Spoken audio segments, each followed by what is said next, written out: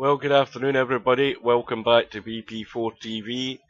We're back for another match, well, hopefully another match, a round 2 match in the Virtual World Straight Pool Championship. But Bankster is AWOL at the moment, as far as I can see. We've got about 2.5 minutes to go before this room goes up. Bill is here, but I can't see Bankster.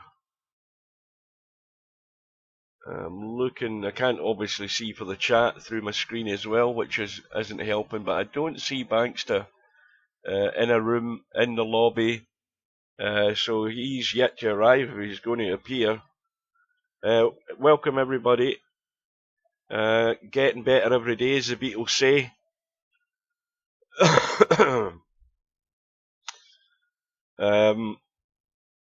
And I've been sleeping okay last night again, so it's just a case of clearing things out. And we're on the road to recovery. This is one of 2 matches tonight. It's only one I'm covering. Now, where the hell did I get that? Let me do the SB thing. Hang on. We'll do the SB thing. /SB. We can see we have another scheduled match in 3 hours' time between Chiku and Spectre Dawn. What's that? That'll be a round 2 match as well, I would assume. So they will be going later. I presume that Slim may well be covering that, because it's starting at 8 o'clock now. By the time it could be finished, it could be, you know, after 10 o'clock at least, which is too late for me. So we can see that Semi-Pro resides in round 3 after that calamitous type of match last night. Strange things were afoot with that match with Cobra.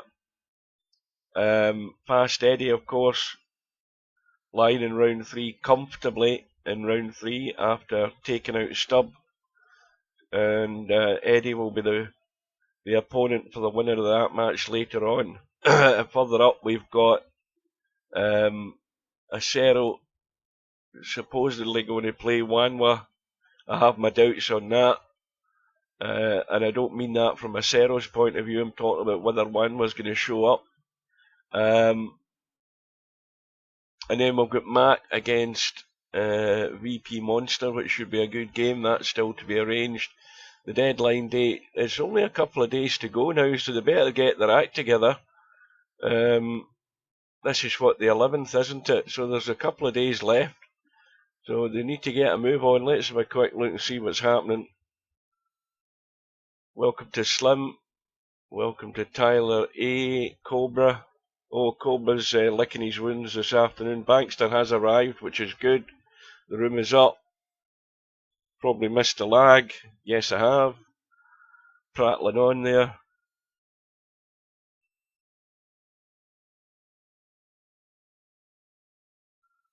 Well, I thought I told you last night I was going to do this one. It doesn't matter whether you do it or not. Anybody that wants to watch it can go in, but it's just too late for me.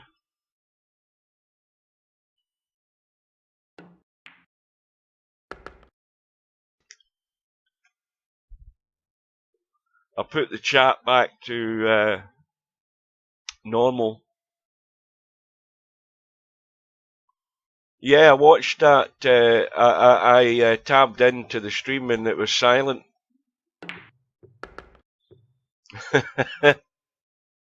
I'm going to do one quick tab. Right, so no sign of Steve, so he's obviously still busy doing whatever it is he's doing. I'll just shut down Discord. All the less resources running, the better. Yeah, that'll do it.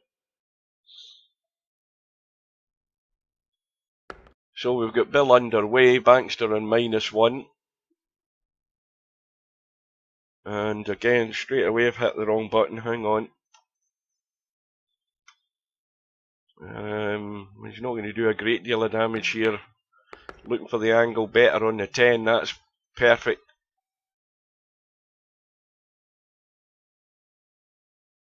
So this will open up the balls, or at least it should do. Doesn't want to stick on one, no. Doesn't want to stick on one. He's in trouble. Hang on a minute though. Let's have a look. I don't think that 4 goes. I think that's going to the jaw. That 14-4.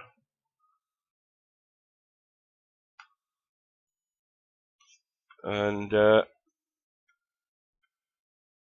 he can't get to the 9.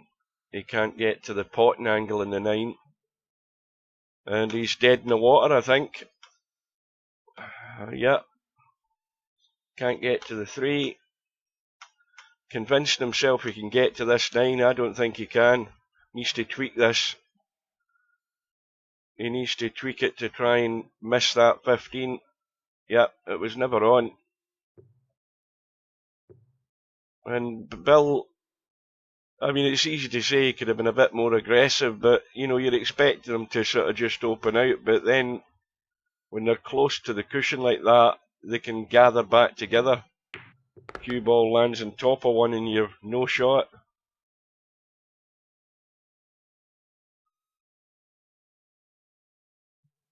The 4 goes. Oh, you're talking about, it wasn't frozen because there's a gap between the two. But,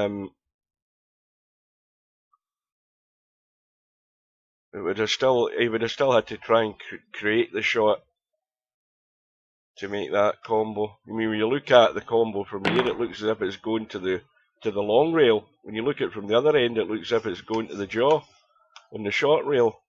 You see that? That's weird. That is really weird. If you look at it from there, to me, well, I think it's my eyes. I think that's what it is. I think it's an optical delusion that I've got.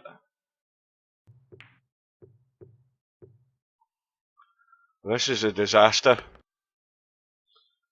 Well, Bill's quite happy. He's now got a free selection of balls here to tidy up. And, well, the 4 ball will do. The 5 ball will do as well because it's right at the corner of the pack.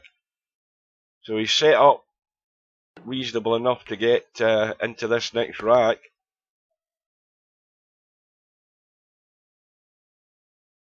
Oh, Steve's decided to come out of the woodwork. Don't tell me he's in bloody Discord. Hang on a minute.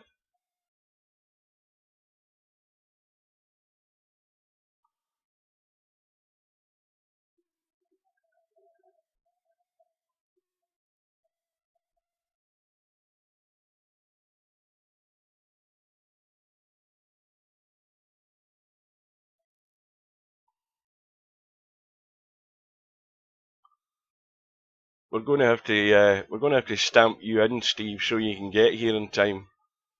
Oh, I wasn't that late. I was only 2 minutes late.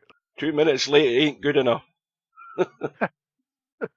You've got to be prompt. And thank God you're here, because you can start rabbiting and doing all the chat. I can save my voice. Why, are you sick?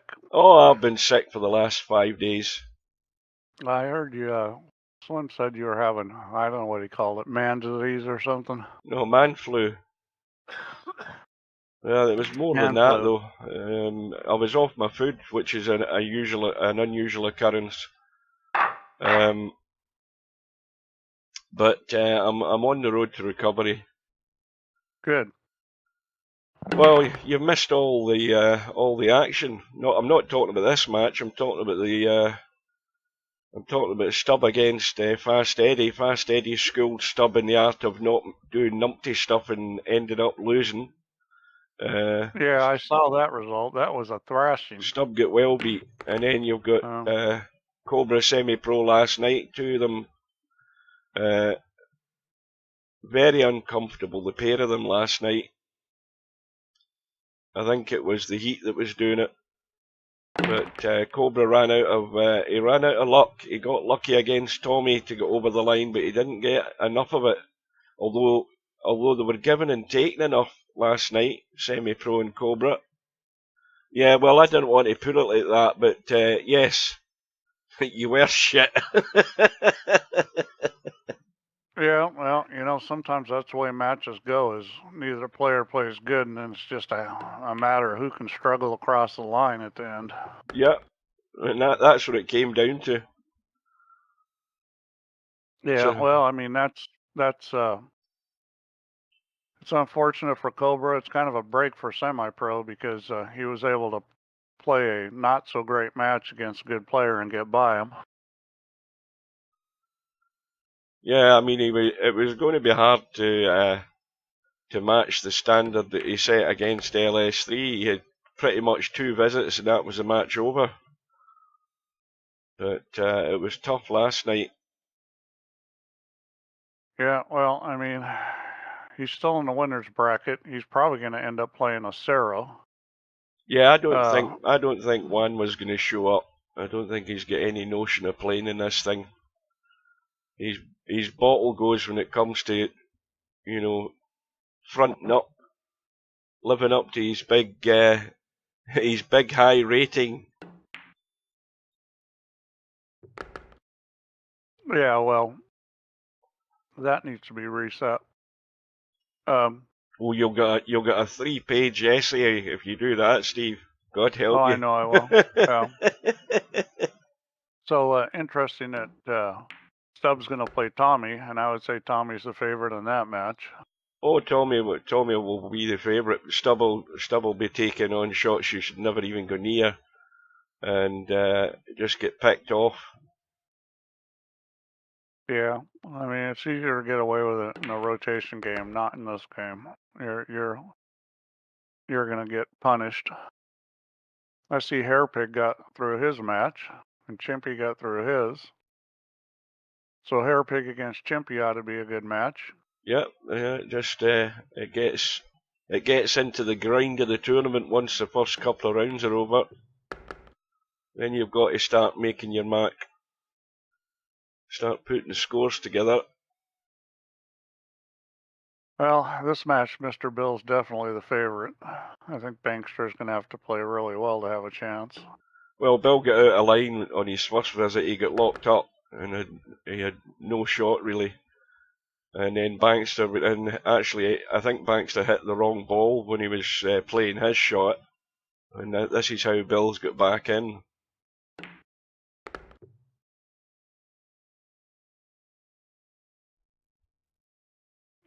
Yeah, I don't think Bill plays a lot of straight pool. Oh no.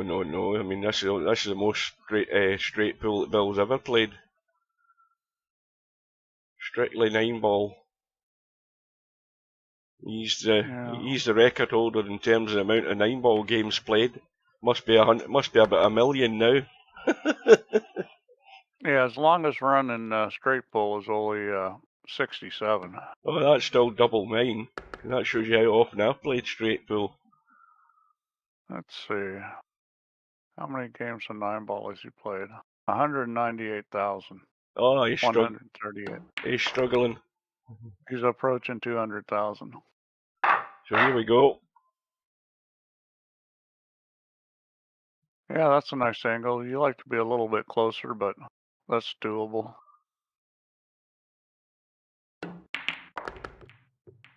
And he's got the double kiss in the 8-ball, which has sort of saved him a little. And if he's got that nice little angle, he wants to try and get maybe square in that 14 right now.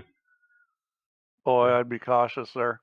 I don't like that at all. I wouldn't do that. I'd play for the 4 because it's too easy to get stuck in the rough. Now, yeah, I play for the 4 or the 14. He's a little straight on yeah, this. he's ended up really nowhere, and his 4-ball's no good as far as. No, you shoot the 4 on the side. Just back this up, get a little angle, and shoot the 4 on the side and break them that way.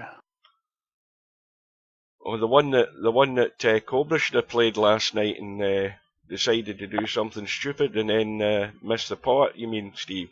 You missed that one. I'll never let Cobra forget those 2 shots he played last night. Okay, he's playing on the top side of the 4, but he's not at the right angle, so he needs to get on it right now. He needs to make this one and get a good shot on the 4. Well, It was actually an easier break shot shooting the 4 on the side because here it's a little trickier to get the angle right. And that's a pretty good angle. You want to drive this through. You can't hit it too hard because you he'll don't want to miss. get on the, well, you just don't want to be on the outside of the top of the 9. Exactly, that's it. He'll miss the sort of inside route. You know, he's gone. Yeah, see, he got on top of it. Now, what's he done here with a little nudge? Nothing. There's nothing doing there. I think it's going to be safety time. And this Well, is a little tricky. he's got to watch. Yeah, he's going to leave them there because I thought he was going to cut the 3, because these three or four balls are all sort of lined up to nudge one out. Yeah, he left the 9 ball. I mean, that was not a real great situation there.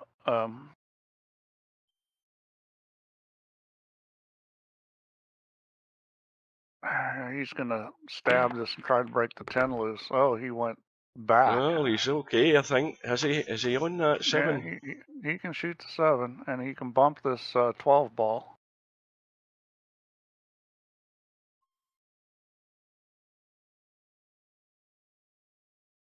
I don't know why he's putting English on it. He doesn't need to throw it. Well, that was convenient.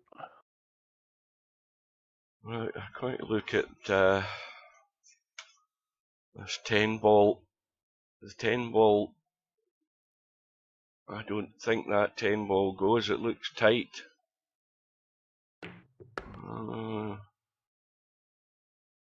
Hard to judge. Yeah, I don't think it goes. I think the 10 goes into the side, no problem. I think it goes into the side, though. I don't think there's a problem. Mind you, you can't really get on it great to get into the side. There's not really an issue because you can use the 5 ball to pop that out, and you know the 5 ball will also allow you to bump it out for a break ball. May just gone too far. Yeah, you don't want to shoot the 5 now. I'd see. I would have taken right back on the 5. Exactly. I would have checked the cue ball and come back off that 12 off the rail and got a line on that 5. Yeah, I mean because you need to make a break ball. The 6 isn't a very good break ball, and you know, that's a perfect situation there where you can just play a nice gentle shot off the 5 and bump those balls out. Well, yeah. He'll be bumping something now. Yeah, I mean this unfortunately this isn't that controlled. Well, he think. I mean, I don't know why he played there because he must have convinced himself the 10 ball goes. I don't think it does. Yeah, I don't think it does either. The 15 does. I probably shoot the 15 here and leave the 3 for the break ball because 3's not a bad break ball.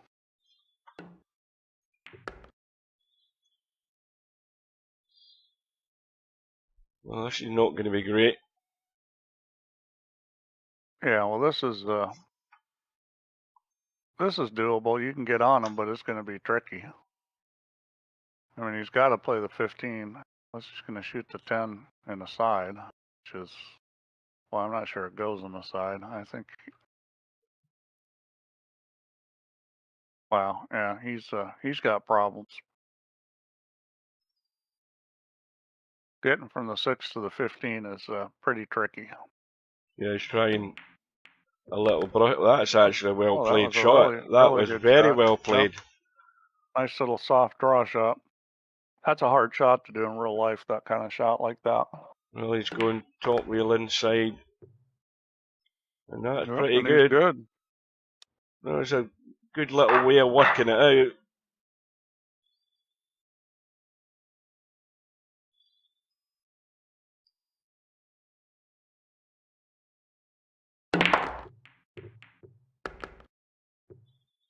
Gets a bonus ball as well. That was well done.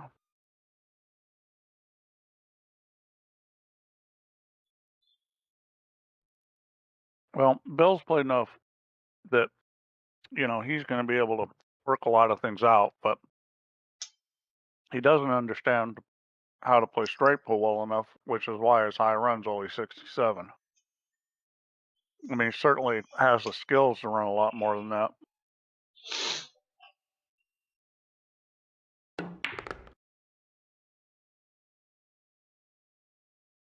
So, you can easily get rid of the 3 ball that goes into the side. You've got to Yeah, get rid of that blocking ball. What one's that? Is that the 15? It's yeah, the 15 needs to get out of the way. Yeah, you hate to shoot the 14.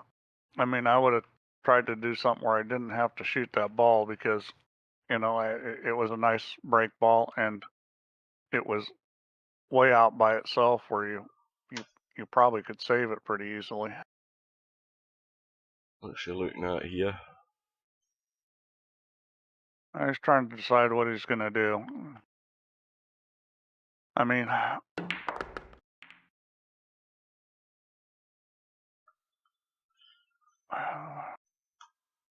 Well, he's not really got. Well, I mean, he's got balls that you could use to break the pack. They're not actually perfect, I wouldn't say. yeah, he could have shot the 4 ball last time and come out and bumped the 9-11 and shot the 12 and solved that little problem. He's also got the 180 he's going to have to get to the other side of. You know, he's straight in on this 4, which is no good. I'd shoot the 5 ball and come across for the 1 and the 8. Maybe get a little higher on the 8. Yeah, you can shoot that 8. It's a little touchy, though. Probably not gonna. He's probably going to shoot the 11 here. Shoot the 11. Maybe bump the 9 out. You got the 13 and 2 to shoot next. There's a match popped up on YouTube. I haven't watched it, but it was a match, I think it was a straight pool match between Efren Reyes and Grady Matthews. I don't know how old that is. It must be at least, 25 years old or more. Well, it's an old match. I mean, Grady Matthews has been dead a while, but yeah, hasn't been dead 25 years. But I'm going to have a look at that. Good afternoon to Semi-Pro. Grady was a decent straight pool player. He was known for one pocket, but he had a decent straight pool game. Yeah, so this 1 and 8 ball are still a problem. Yeah, and the 12 is blocked.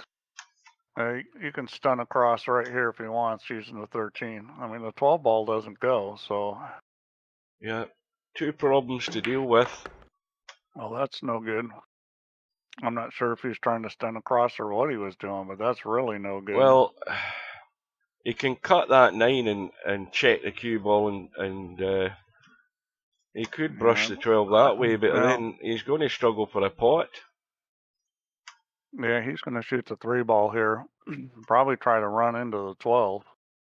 You don't want to hit the 9. That's your break ball. Well, he needs to watch how he plays this 3 ball. Yeah, he's taking evasive manoeuvres here.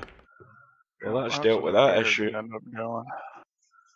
He's still got the other problem. Now, he could just play the bank and the 1 onto the 4. That will save him a lot of hassle, and I think that's what he should be doing. Yeah, that's actually a pretty good idea. It's hard to miss that. I don't know. Yeah, he should be playing the 1-4 here. I mean that's dealing with 2 problems. Get rid of the blocking ball, and you've got an easy pot. I mean you can't miss this. Yeah, that's what he's doing. You gotta be a little careful here. You gotta get through this 8 ball. Yeah, I mean that was a problem with it. It was he rolled up real good. So he's got his choice. He can use the 8 or the 9 for breaking. I think where he's at, it's going to be easier to use the 8. Yeah, stun over and shoot the 9 up table. Looks like we're just going to dink this in and hold it for the 8. No, he's going to draw this. Just a little dink. A little dink. Yeah, that's a terrible angle on the 8. I mean, it'll work, but it's not really the angle you want. Well, he's going to probably have to let this run, I think. He's going to have to stun to the side rail. Well, maybe he can roll it. Oh, I see what he's doing. He's going up table. Well, that's not a bad choice. I mean, especially in VP. Oh, I'm getting better, Semi-Pro. Thanks for asking. Not that you're interested, but I'm telling you anyway. Semi-Pro. Hey, Semi-Pro. See that shot in real life, where you're hitting it with speed at distance? You know, good players shoot that shot really well, and mediocre players shoot that shot really poorly. You know, they don't have the stroke to hit it with speed and be accurate. That shot's really not that difficult if you've got a highly developed stroke, and it's really hard if you don't. Well, Bill's sitting reasonably good at the moment. He's got a couple of balls, and obviously has to get rid of one of them to leave what would be a break ball. Maybe the 14 or the 1. Yeah, this table looks great. If it was me, I'd always choose the 14 over the 1, but they both work. So we've got that isolated 11 ball in the side rail there. That always worries me, leaving stuff like that too long. Yeah, that's a ball you don't want to leave too long. I mean, I would be inclined to. I mean, there's nothing to stop you take. How's that 11 ball sitting? I'd still rather take it into this pocket rather than running it up the table. Yeah, I mean, the one thing about the 11 is you can use it to get on the 3 ball and use the 3 ball as your key ball for your break ball. But yeah, the problem with leaving that is you got to be in a position where you can get the cue ball all the way over in a long rail, sort of like it is now, because otherwise it's not a good ball to get on the 3. I'd be getting rid of that. I mean, even where he is, I'd still take that 11 ball now and draw back, and took the one that he's just shot next or something like that. But it just bothers me that 11 sitting there. I might leave it. I mean, I'd shoot the 1 here, bump into the 4. I mean, you're going to get a shot on the 8 or 12 for sure. Yeah, I would probably leave that 11 just because it's so convenient to get on the 3 ball. Oh boy. Well, there you go. That's oof, that was not good. Goodness knows what he was trying to do with the actual cue ball there. Well, you know, he was thinking a lot and thinking a lot and thinking a lot, and you know, in real life and in virtual pool, you know, when you get in that mode where you start thinking a lot, then you know, next thing you know, you do something like that. It's just hard to play like that. You got to get good enough at this game you can play at a rhythm. Oh, and look at this. Oh dear. Look at this. Wow, Bankster finally gets a shot and he does that. That's twice that's happened already for Bankster. He's came to the table, had a shot, done nothing. Bill straight back in. You know, Bill's not. Every time Bill comes to the table, he's getting a chance to warm up even more. Well, it's going to go now, the 11 ball. Yeah, it's not staying there now. Good evening to Lard.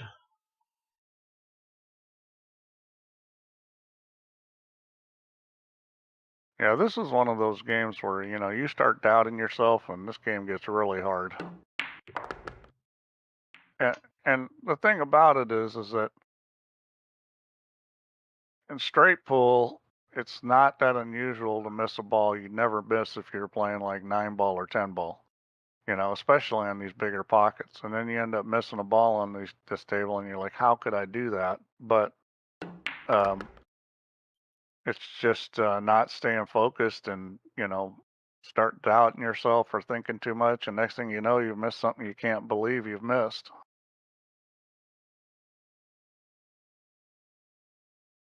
Well, Bill is back at the table. He's not really sitting pretty here as far as a break shot goes. So he's going to have to improvise. Well, he needed to get on that 3 ball a lot better than he just did. He can roll this, I think, and be okay, though. Go a little ball. Yeah, he's fine.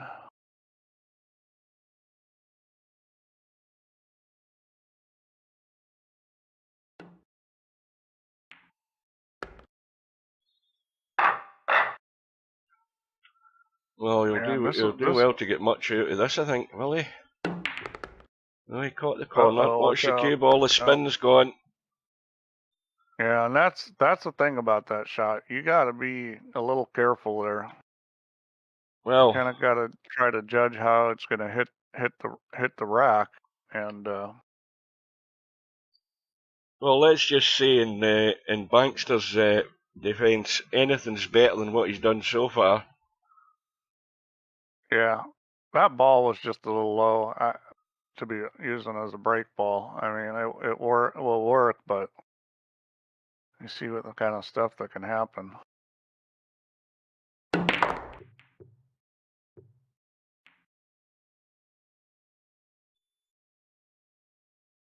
Let's see if Bankster can get a few.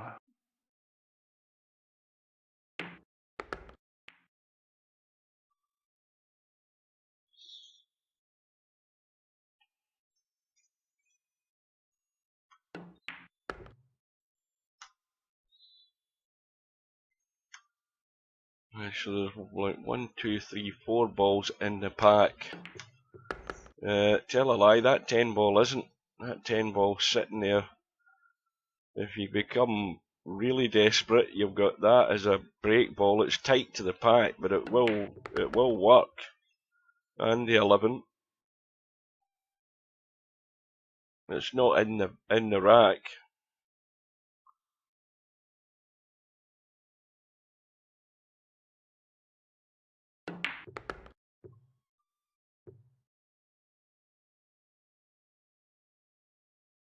Oh no, he's awkward.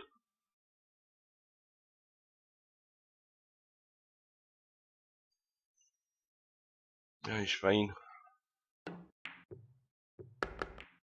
And that's pushed the 1 into play. But of course that's then stuck the 1 near the 11 and created a slight issue here. So you're going to cut the 3 and just try and bump the 1 out of the way. I don't think he'll get any better opportunity to do it. He's not going to try it off the 6, no. Trying to get on the short side, and that'll do it. That'll get rid of the 11. So the 1 ball will be the shot. He's got an 8 ball that would allow him to get to the 1 ball as his penultimate ball, that is, to get on that 1. Yeah, I don't like using the 8 ball. Anything out in the middle of the table like that is, unless you have another ball you can get really good on. He could easily use the 15, especially if he takes the 8 into the side off the 3. No, he's going the other way. He could then take the 4, the 15, and get onto the 1. I would use the 4 to get onto the 1 in this situation. I think it's going to be the easiest one. He's the wrong side of the 15. I think he wanted to maybe do what you're talking about there and play that 15 and 8. Yeah, well, this isn't bad. I mean, he can get pretty good on the 8 ball from where he is.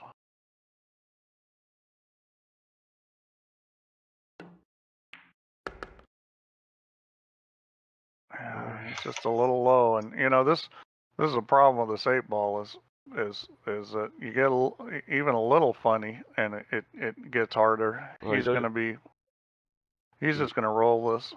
Yeah, because he doesn't want to hold this too much. He'll end up too straight. He's got to let it run away a little bit. He's just gonna roll this, but he rolled an inch or 2 further, and now he's going up table, and that'll do it. Yeah. Yeah, that's a nice angle there.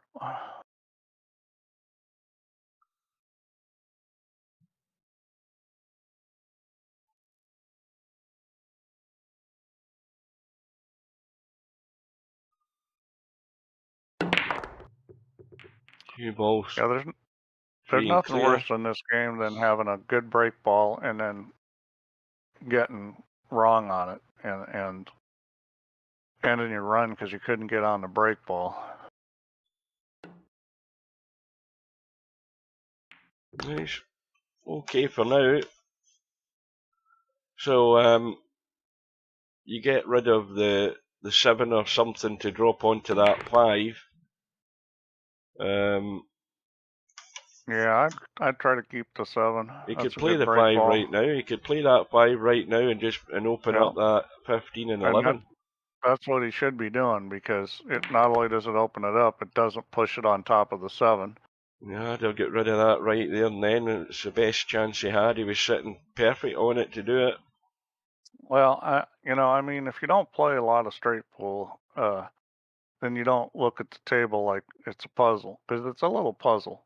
And which balls do I need to get out of the way to make other balls? And that really, if you look at it like a little puzzle, like how do I get to each one of these balls, then it becomes a lot more obvious. Now here he goes shooting his break ball. I mean, he obviously doesn't play straight pool. Yeah, and he's dead straight in the 5, which is pointless because well, he's managed to tweak it, so he's dealt with that issue. But you say he shot the ball that was sitting there as good as it's going to be, and he's just going round the houses potting balls here.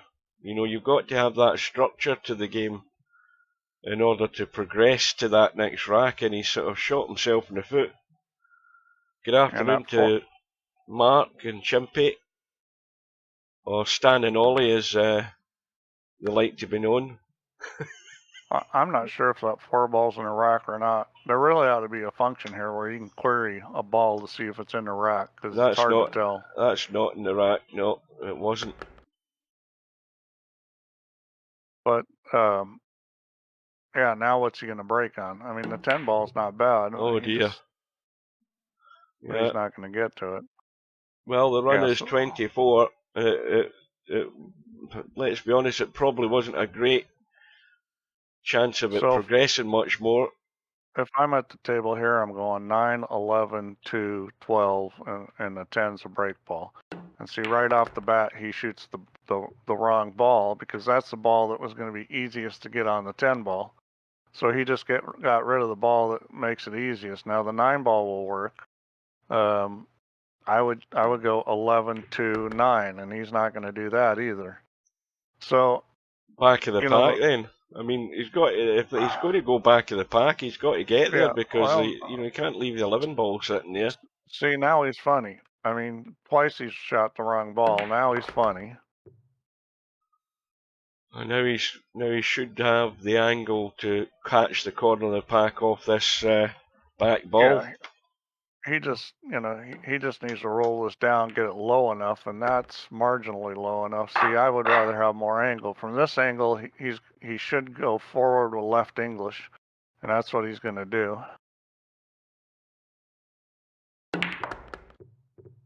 But see, I would have rather had more angle there, and then you can go forward with right English and break the pack up a lot more. That's kind of a minimal. I mean, it'll work, but now you got to figure out how to get the pack broken up more.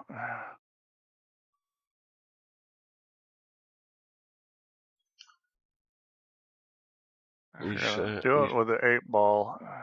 You need to hit the 1. I don't know whether he's looked at that 4-1, but it's the one that's going to the jaw a bit, and from what I can see. Yeah, that's actually a pretty good ball to shoot. That combo, the 4-1. It's not a hard combo, and you're definitely going to break things up. Oh, he's on the 5 good. Now this is one you want to drive through. I mean, a lot of topspin and drive through. Yep, that was pretty good. Bonus ball again.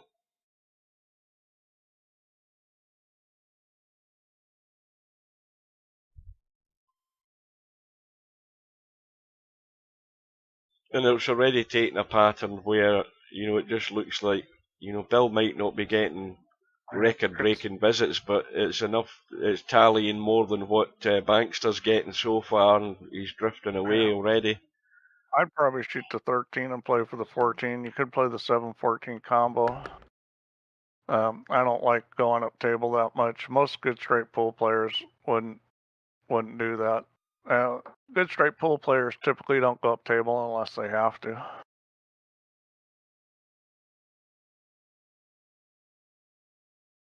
I mean, it's a little easier in this game. You're less likely to miss that sort of shot in VP.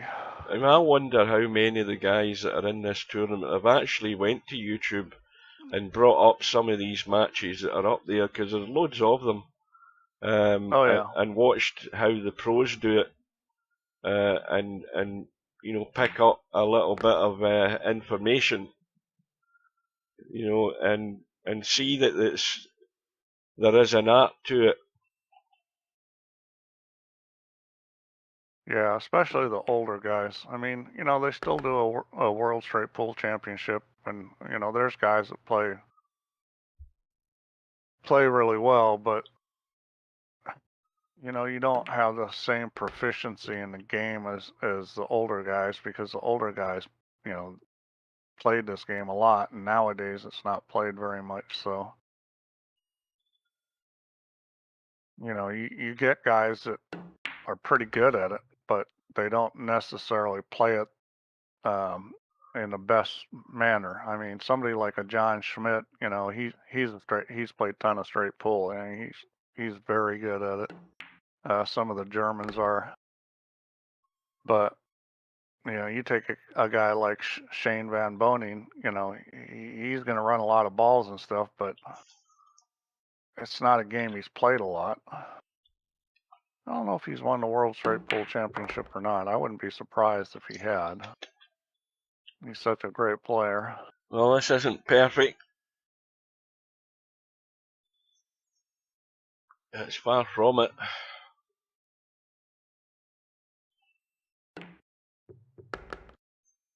No, it's running at a good angle now. It needs to just slow up.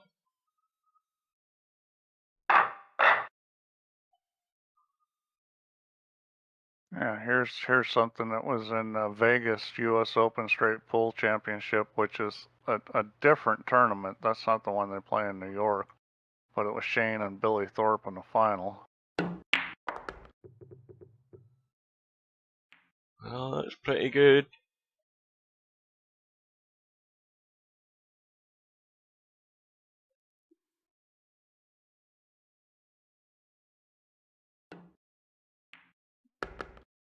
Let's see, who has won this lately?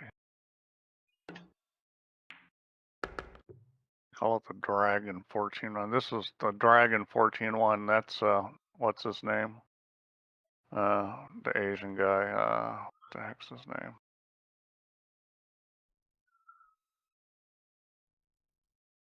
So since they've done that, Thorsten Homan's won it 4 times. Shane won it once.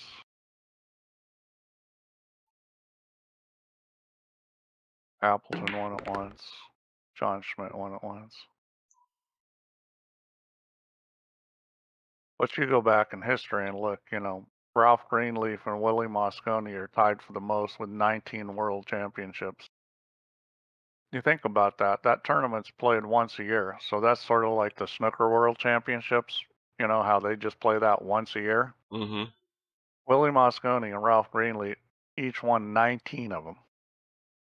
That's pretty amazing, because that right there is 38 years of the tournament. I mean, the tournament was started in 1912. So 38 of those years went to 2 people.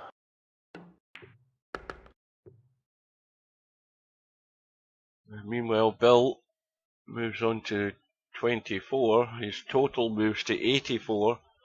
53-point lead and counting. And a little, is it a little cut in the 13 or is that the 11? That's 11.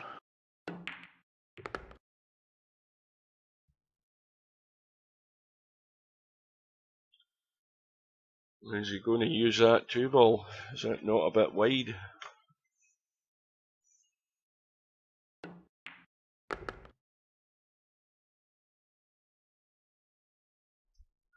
Question. When I saw the 278, I don't remember semi-pro. That was a while ago when I watched that.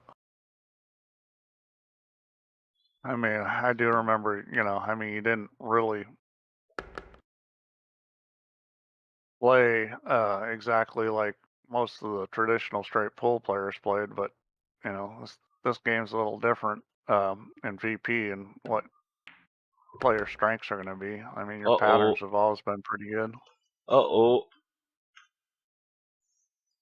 Yeah, he's... well, that is Noah Gooda. He's going to up have the to shoot the proverbial creek here. He's going to have to shoot the 5-7 combo. See if there's any place you can get safe. He ain't shooting that, I'll tell you that right now. Well, I mean, it's either that or try to get safe. I mean, He's trying to cut the 9. Oh, what a shot. oh, Yeah. he could see the 9. I didn't think he could see it. Well, Andy's knocked to 2 in, so now where's your break ball?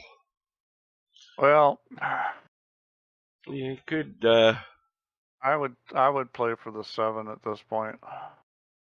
You could play for the 5 potentially. so you're cutting it into a side pocket and catch the pack. I mean, the thing is you really want to try to get the.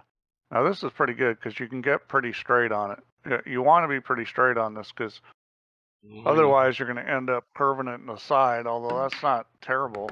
He's going to play for this, which is this is you know, the problem with playing for the 5 is you needed to get pretty straight, and now he's got to hit this easy, and he's only going to catch the 9 ball a little bit.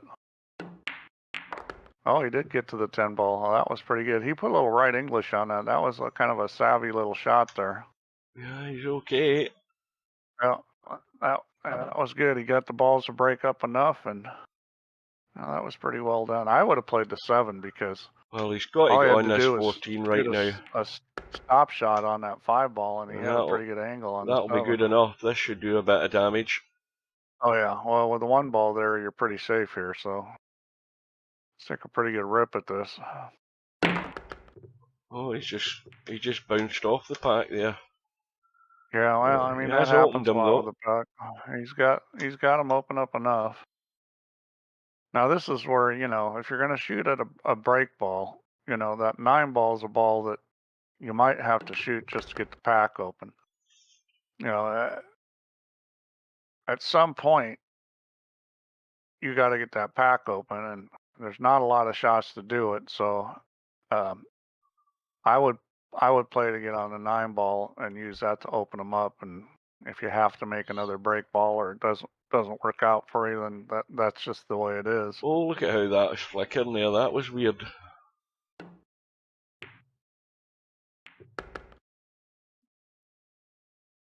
Now he may take some wild whack off the 4 ball, but that's a bad idea.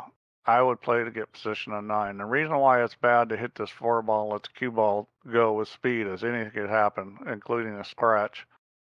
Yeah, he just needs to dink this in and get a decent line on that 9, and then he can get a nudge. That's what he's doing. He doesn't want to leak away too far, though. Yeah, he's in a little bit funny position because he's going to hit the 12 ball, so I think he's got to draw this into the 12 and, you know, hope the 12 comes off the 3 and gets into those other balls. Well, he got on the bottom side of it. He moved those balls a little. That's probably good enough. Now he's going to have to figure out how to get a break ball.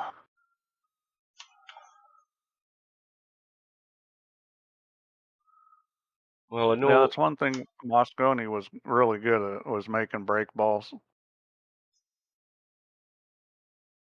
That 7 ball where it's sitting, you know, you could take the 12 ball and finish on an angle in that 7 just to nudge those 2 balls to the right of it, because I think the 7 ball goes perfectly clean through that gap. Yeah, the problem is getting on top of that 13. At best, you're going to get a low break ball.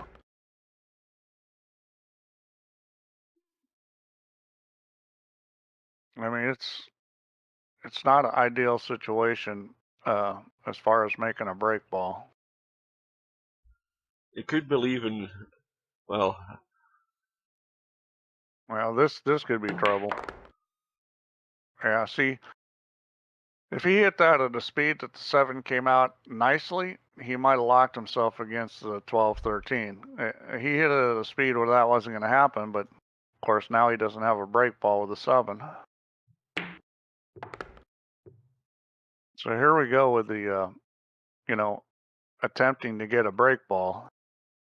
Well, that's probably going to end up just using the 7, which is not a great break ball. You know that if he'd get rid of those 2 balls somewhere else and left that 3 ball there, that'd have been a good enough break ball.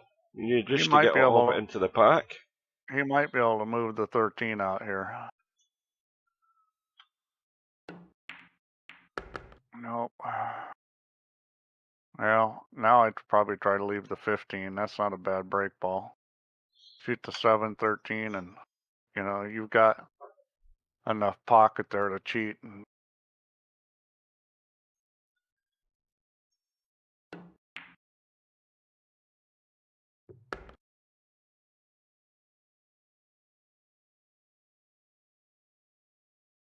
that's what he's going to do.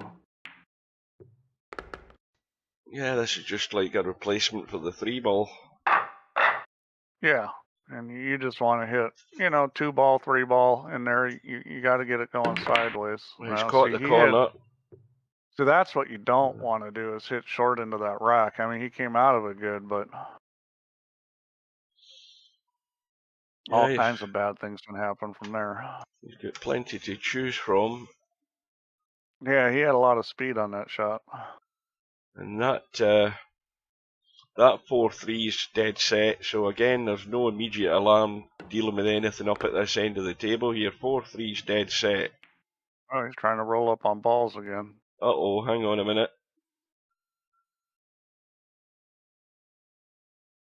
Bankster's dodgy. Where is it his flag is again? I think he's down in...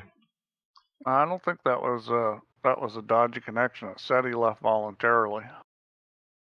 Oh, so it was a tactical disconnect, was it? Ah, right.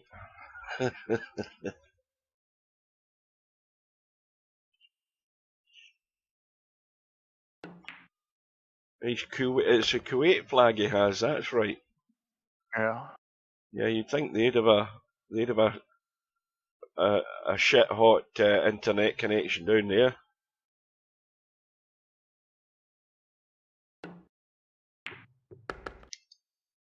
Is Kuwait not one of these places where you don't have to pay tax?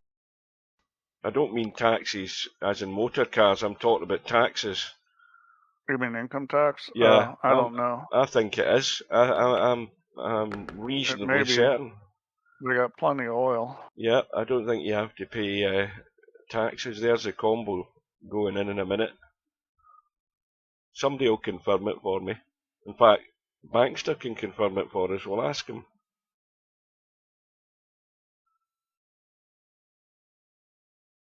Mind you, I think I was watching a documentary. Is Kuwait? What's the name of that place that's got the fancy islands? Is it Kuwait?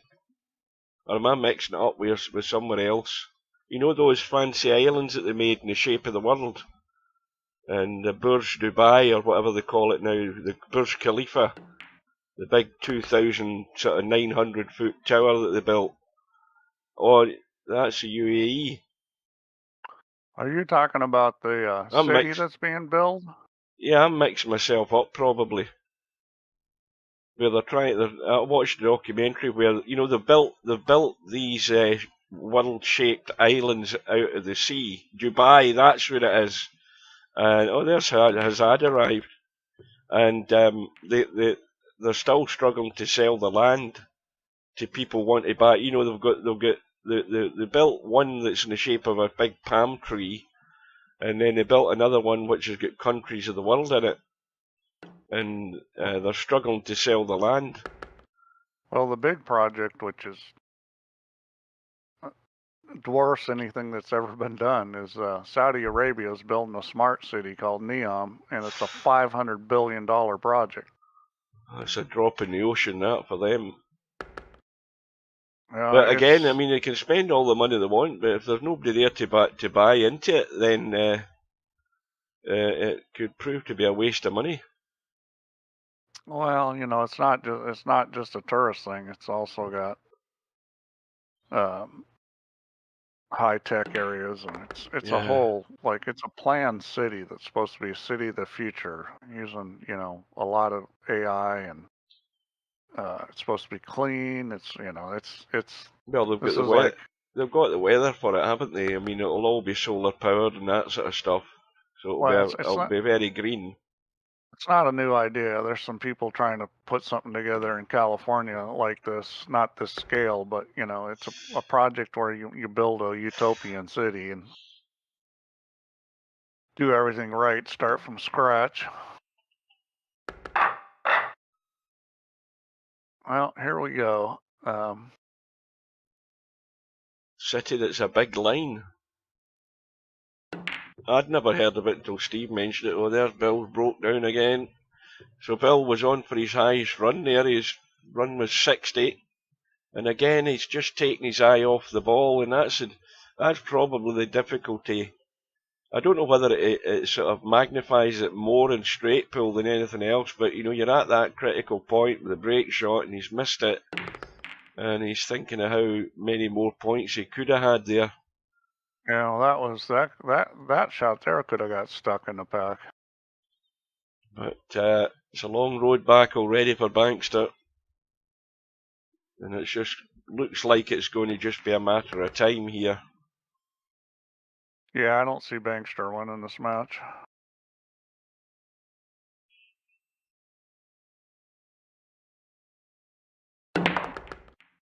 Yeah, I think it's the City they call with a big line. It's hard to say how things like that are going to work out because Well, yeah, I think it's one of those things that, you know, people have been talking about and trying at a smaller scale for a long time. well, you're just the type of clientele that they're looking for, Steve. The guy that's got a few dollars to burn in investments. Oh, I'm not planning on moving to Saudi Arabia. But, you know, one man's idea of utopia might be another man's idea of hell. But I'm sure it's going to have some fantastic architecture and some interesting ideas. Uh-oh. Well, Bill again. Bill's probably struggling to go and get a cup of coffee or something, but every time he goes to take a break, he's back at the table. Yeah. I don't think he's really got a lot on here, though. You can shoot the 10 too. That's not a hard combo. Oh, wait a minute though. Hang on. How tight's that 2? Oh, that 2 goes. As a matter of fact, it might be dead. It might be impossible to miss as long as you cut it enough. I mean, I just can't see him not shooting that 10-2. Well, let's have a look, because I think that's pretty tight onto that. Is it the 15 ball it's stuck against? Yeah, well, you just overcut it against the 15, and then it's going in for sure. I mean, you can't miss it. Remember those famous words that Steve just uttered there? Well, I mean, if you overcut it, you can't miss it. Yeah, it did go. You were right. I take it all back. It went clean. Yeah, he just shot it straight. He didn't cut it into the 15. The 15 didn't move. I'll tell you what's the fly in the ointment here. It's that ball there, but that ball's fine now that you look at it closer. That'll go in, no problem. The 12 ball. I think he wants to get himself down the table fairly sharpish to get that 12.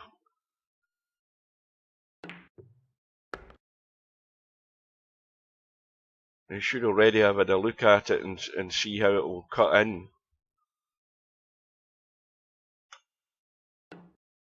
Yeah. So now what's he doing for his break shot? Is he going to keep that 10 there quite a bit away from the pack? The 11's, now that 11's sitting, it's not in the pack, but it's right. I don't think he can get to that 11.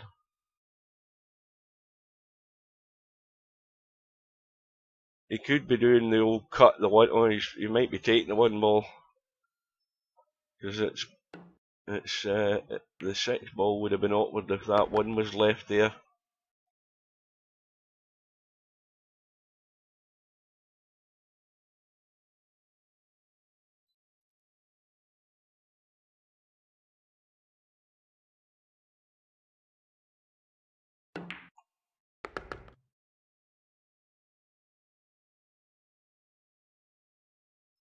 So the match has been going for 57 minutes? Yeah.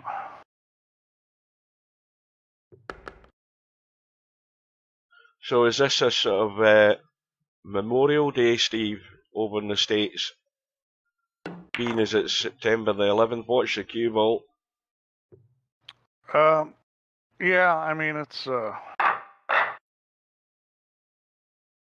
definitely a date of note over here. Yeah, I know exactly where I was. I was coming home for lunch at the time, put the news on, sat down to eat my lunch, thinking, what the hell's going on here? Well, I think Bill's got himself in a bit of bother. Well, maybe a lot more than a bit of bother. I think he's in dire straits here. I don't think he's going to be unduly alarmed, but there is nothing on.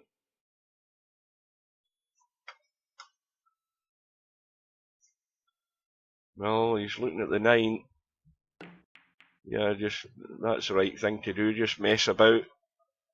That's not good enough, though. That's an easy shot on the 14. I mean, that's just a poor save. Well, I think most good players would make this 14, and even in real life, jacked up over the stack. Most players are making this shot. I think the measure that Bill's taken is that he's seen enough evidence that that Bankster's not constructing anything. Of course, you can say that, well, you know, the player only needs to construct one good run and he's won the match, but you know, the odds are fairly slim in that happening. I thought Bankster had gone there. Welcome to Spectre.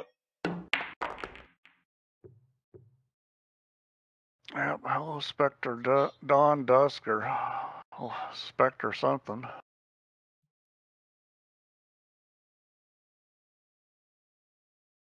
Yeah, I wonder if Chiku's going to turn up tonight.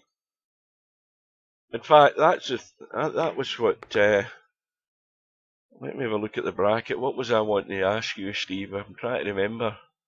I think that first match, did that... Let me have a look. Where the hell is it in the bracket now? I bet I can't find it now. I'm looking at it. The Chiku match in the first round. Have I gone past it? I probably have.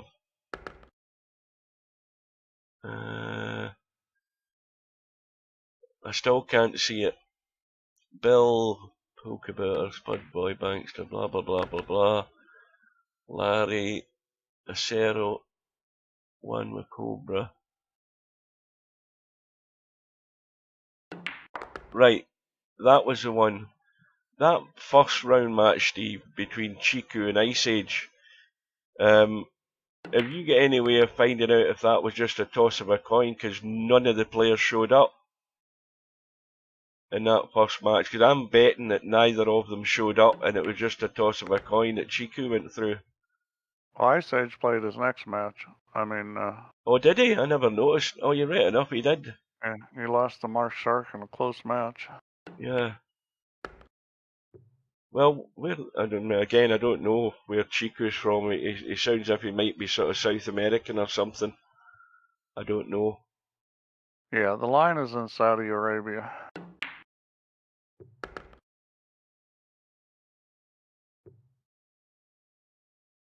So it's going to be back of the pack.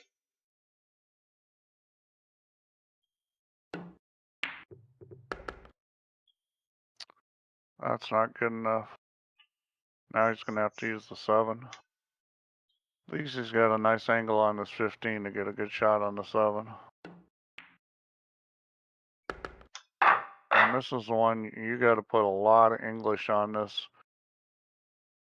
And he's going straight. Anything could happen here. Caught the corner balls, and yeah. well, it's came up sweet as far as opportunities go. If you're not going to go at an angle, you got to get out more towards the corner balls, because otherwise it's probably getting stuck.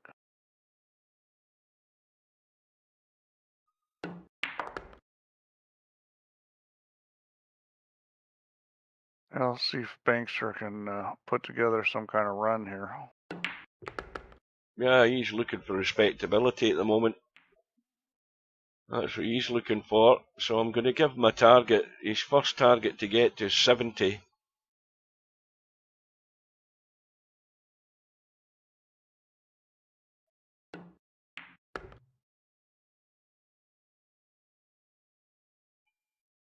And He's also got a target to get to as well with this 5 and 9 ball doing nothing where they are.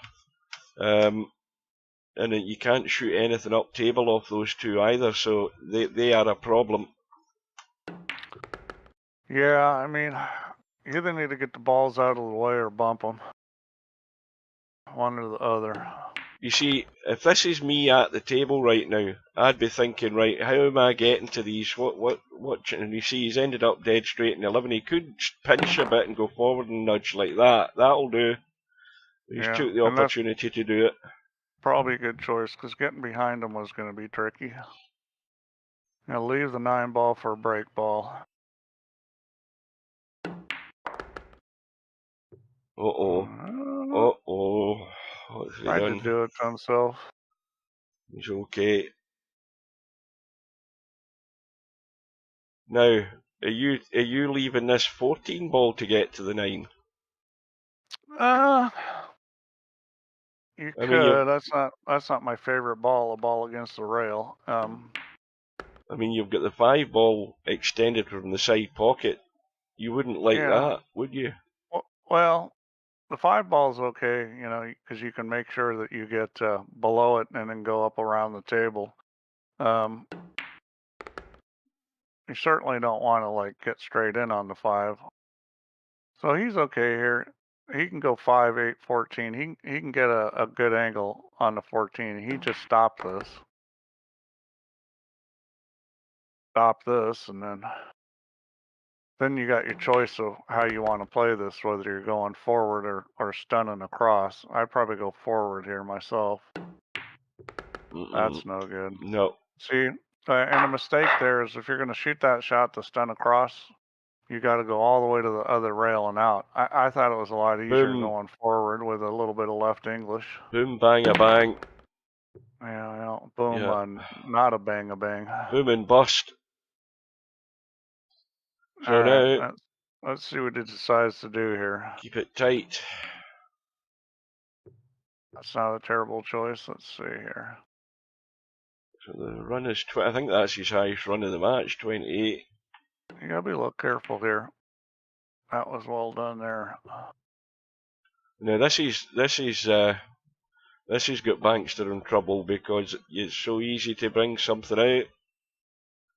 I always like it when I'm watching straight pull. I like to see a player get it down onto that rail if they can, because it makes it a lot more difficult. Nothing really happening at the moment, but it's going to change pretty quick. Yeah, if it was me, I'd shoot the 6 and stick the cue ball on the rack. Yeah, because now it starts getting tougher because there's a ball out on the table and open. He's probably going to come off the 12 and just put it on the end rail at this point. You can predict what's going to happen every turn. So now he's going to have to do something. Yeah, I think. And now it's getting to be risky time. There might be the odd point disappearing here, I think. Depending how brave Bill's going to be here. Yeah, well, you know, the thing is, if you really don't think you got a very good chance of doing something, you can always try to leave the 6 ball straight in.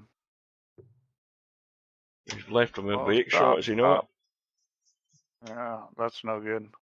Yeah. Yeah, if you leave the 6 ball like long and straight, then nothing can be done with it. This you got to go 2 rails. You got to hit this with left-hand English and a little draw. And actually, you almost need no draw, just a little below center, and you stun it into the long rail with a lot of spin and go to the end rail and into the rack. Yeah, I think my line working, but he shot it directly to the end rail. He could get a lot more speed if he went to the side rail first. Yep, if you get the left-hand English on it and get to the side rail, you can fire it around the angles. You'd need to adjust that up a fair bit.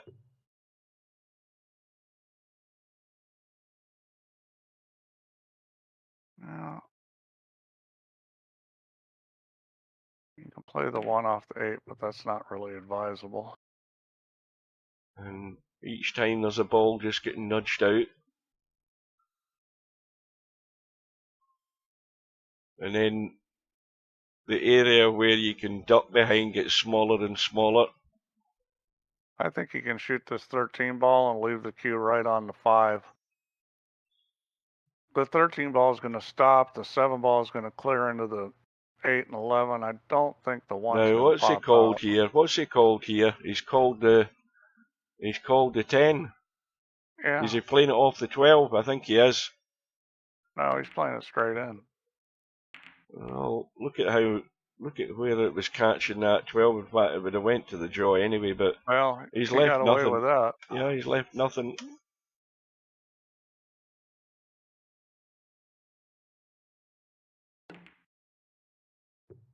That's no good. Oh, maybe it is.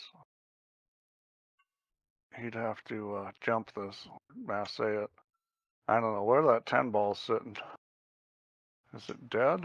No, it doesn't go. Nope. No, they're nailed together. Yeah, so that was a pretty good shot by Bill. So the 10 doesn't go. So Now, let's have a look at that 14. See, that 14 and 11, both of them go. yeah, If you were trying to duck down table. But, you know, now that 4 ball's now in play as well. So now it's imperative that you stay down here. How brave is Bill going to be here? Because that 14 looks as if it goes into the side. it's pretty close. It looks pretty dead. You just shoot that off the 11 ball. It's very close. It looks like it's going a little bit. I think it'll catch the pocket. It's close. It looks I'd probably very shoot close. it. Yeah. No, I think it goes. I'd bet. shoot the 14 if it was me.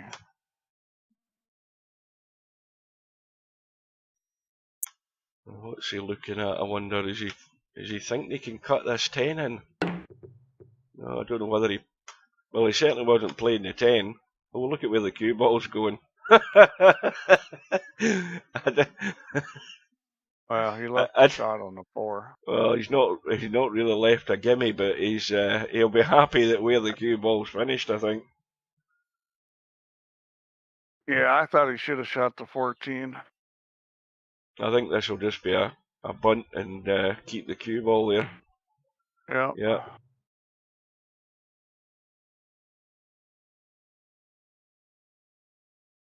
Well, we've not seen I think, I mean, in all the matches I've done, this is the most tactics I've seen in terms of, you know, little safety exchanges. We're just waiting on the mistake happening. Or we're waiting on something being created. And that's why you have to keep watching how you're nudging balls. One thing you can do in that situation is just shove the cue ball into the rack a little and take a foul. And, you know, you're going to change things around when you do that. You're not losing 15 until you do 3 fouls in a row. So in that situation, I might have just shoved that cue ball a little further into the rack. Well, you could slam that 10 ball into the side if you were crazy. Well, he's called the bank, did he? I didn't see him call it, but clearly that's what he's played. Yeah, I don't think there's any doubt he was playing that. Well, I don't know whether he can get on this 7 ball. I'll need to go around and have a look at it in a second.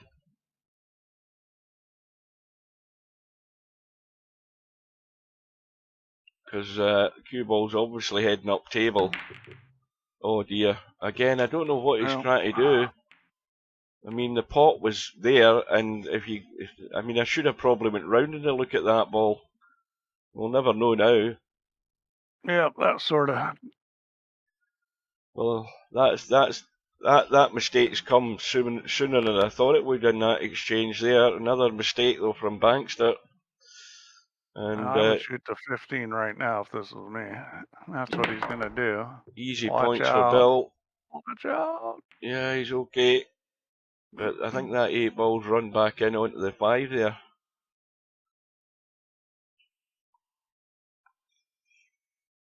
And you've got the 13 ducking in the back there, so that's a major problem. Now, can you cut the 12 and just cut across and get a bump onto these 3? Yeah, you could. I'd be a little careful doing that, though, because... Yeah, just like that. That's perfect, apart from the fact he's now created another problem. Yeah, he's okay. I mean, that's nowhere near set, that 1 and 13. But he's got the 5 ball, he's got a 3 ball there that he could get off the rail and into the 2 of them.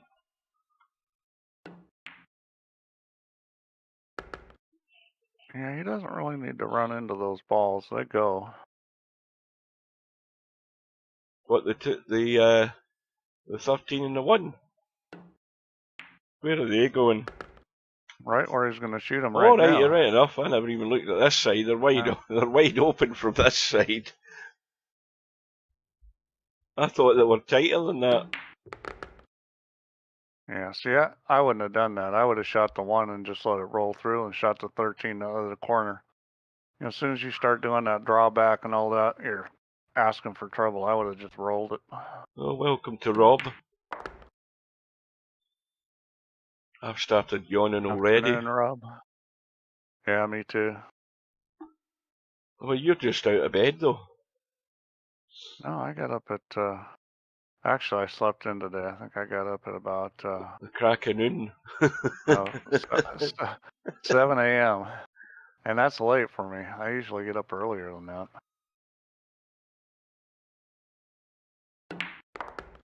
Yeah, the crack of noon's only when I'm writing a lot of code. Then it becomes a crack of noon. Well, down to the vital part in every rack. Uh-oh. Uh-oh. Well, I could see you missed that as soon as he hit it. Hey, Welcome to coldest Coldest pillows Pillow. here. Hello, coldest pillow. Well, Bankster, another chance to try and redeem some of these points. This isn't particularly great where he's sat.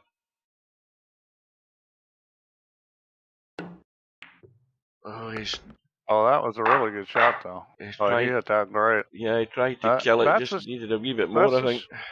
That's the shot that I always am telling people to shoot, and nobody shoots it. And Bankster just did it there beautifully. That was well done. Yeah, he's Bill better stop messing around, or he could lose this match. Well, I think Bankster, if he leaves the table here and he's got to 3 figures, then it might put a different context in how this match might start going. But we're a long way from that yet. I think he needs to see this rack out and get good on the next one, and then take it from there. That's all you can do when you're chasing somebody's tail.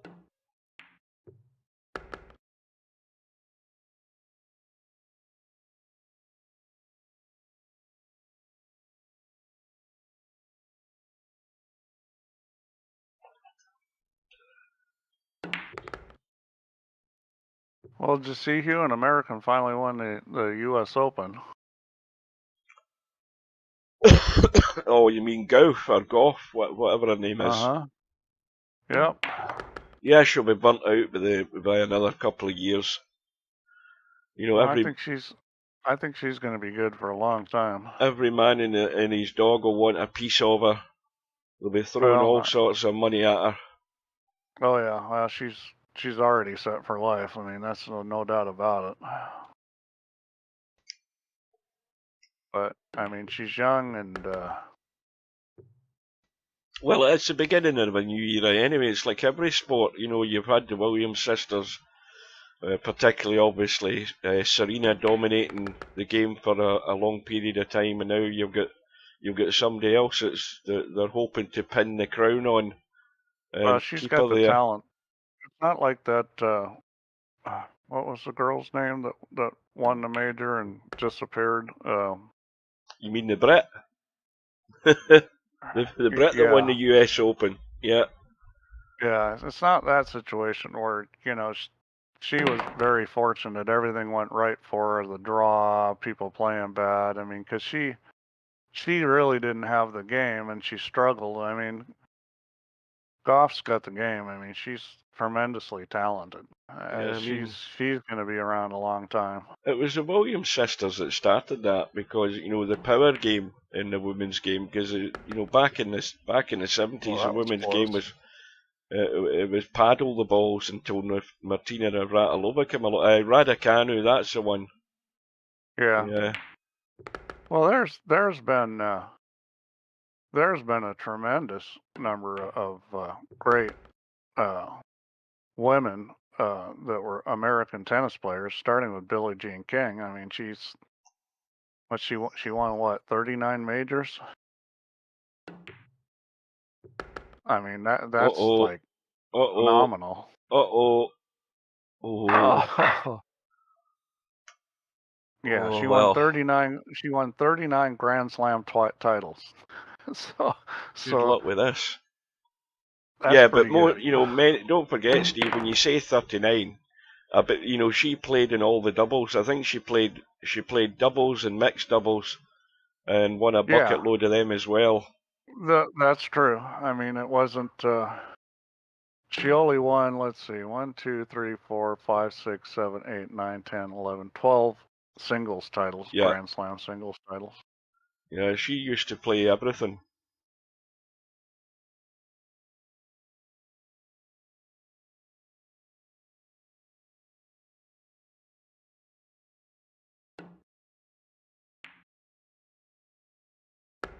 Well, again, Bankster's visit was short and sweet. Bill's been Bill's been stalled for the last half an hour or more. He needs to retrieve the situation here and keep this lead building. But Bankster can't be. I mean, Bankster's had 2 or 3 visits where he's had a shot, but he's ended up with nothing. And you can't be doing that. You've got to be coming out with at least some sort of positive result and score onto the board. Emma Raducanu, yeah.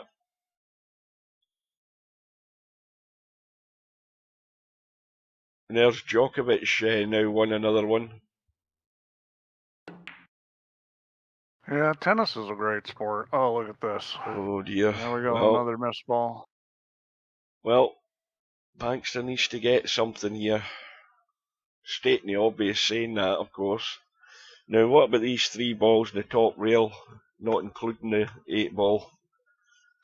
Well, how about that for a 4 ball combo? That's dead set. Play the 11, play the 10, play the 7, nudge that 8 in. Now, Stubb would be crazy to go for that. While Bankster was been crazy. That's going to spin in. That's catching the jaw. Oh, he's lucky. He is lucky. And he's back to where he was 5 minutes ago. Now, how about kicking that off the long rail, Steve, on the left-hand side, kicking the 11 and then bumping the 10 onto the 7 onto the 8 and calling the 8 ball? See, he doesn't see it. Yeah. him and everybody else doesn't see it. A one-pocket player might shoot something crazy like that if you could protect the cue ball, but in one pocket, you don't have to make the ball. You just have to make sure you protect the cue ball and move balls to your pocket so you can shoot a lot of crazy stuff. Oh, here's Bill. This is not one pocket. This is here's Bill with a freebie again. Help yourself. And he's got, a break ball, at least one there. Wee bit awkward with those balls where they are. You can get the 6 ball into the side and get rid of the 15 ball into the side, but you've got the 2 ball been blocked. But oh, hang on a minute. Bill's taking his eye right off it straight away here. A straight 4 ball into the side pocket and he's missed it.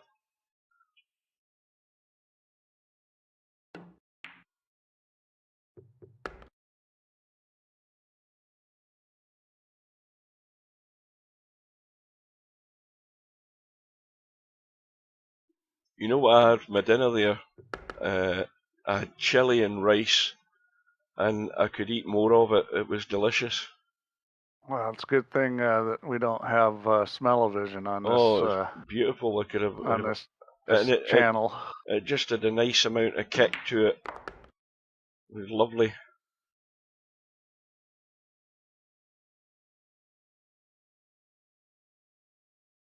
Well, I still don't like where that 2-ball's sitting.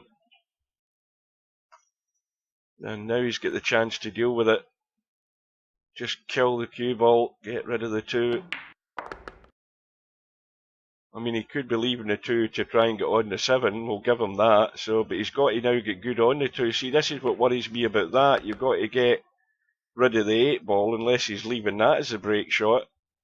And this is where it goes pear-shaped. That's not bad. Oh, katsu chicken curry. Oh, that's even better. Yeah, stick that in a plate for me. I'll eat that every day of the week. This is no good. Here's some acrobatics with the cue ball. Now, I think if you hit this hard, I don't think you're letting it take. Yeah, you see, to me, you had to hit that softer and hope that he caught the pack and come off it and left something. But hitting it harder, he was going to sort of spin around it. Oh, that is definitely food porn. What Cobra's just said. Katsu chicken curry with fries and sticky rice. Oh yes, I would smear that all over my body and then eat it. No, that's not a Get good that out of visual. me. Get that out of me. God. This is a family program here, are you? Well, we're not a PG-13 here. This is an adult channel. Food porn, I like that. Yeah.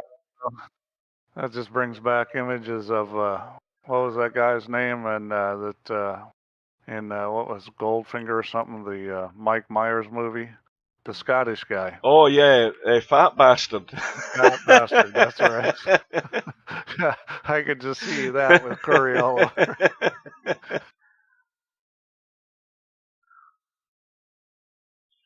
Well, I watched a classic movie again for the umpteenth time yesterday afternoon when I got home. And it was The Big Country was on again. The Big Country with Burl Ives. What do you call them? Oh, goodness me. Why is it I think of people's names and then they go straight out of my head?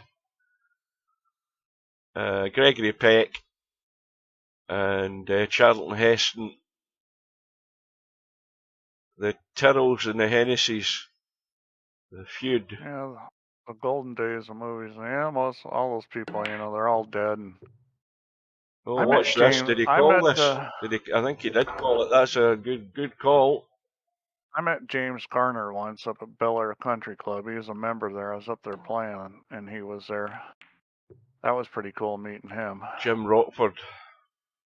James Garner, of course, one of the Great Escape actors, along with Donald Pleasance. Donald Pleasance, of course, was blind, and James Garner vowed to look after him. Didn't last long till he crashed the plane.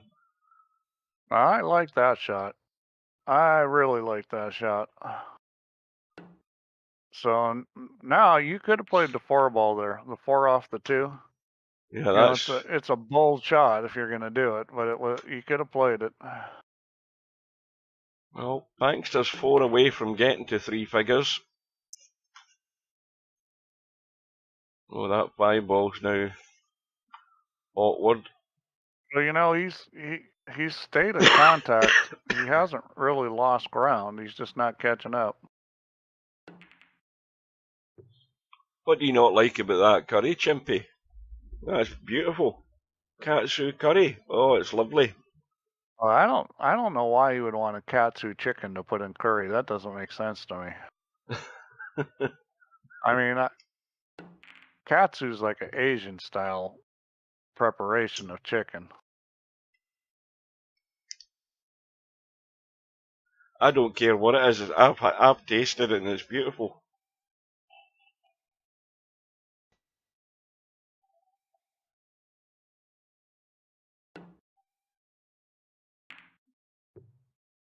I mean, what? Right.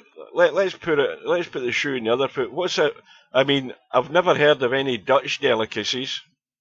The only thing I've heard come out of Holland is tulips and clogs. That's the only thing I've ever heard there. It's not a world-renowned gastronomic nation, is it? No. They got big women though. They got women there. Big bone women. They got women Scotland, there but we've got salmon, we've got haggis, and that's about it. We've got deep fried Mars bars. We've got our stamp pot. Is that like a stew? Yeah, I don't know that Scottish culinary could be ranked up real high. I mean, I would rank it above Filipino because that's the worst food I've ever had. Yeah, but we're well renowned for our fish.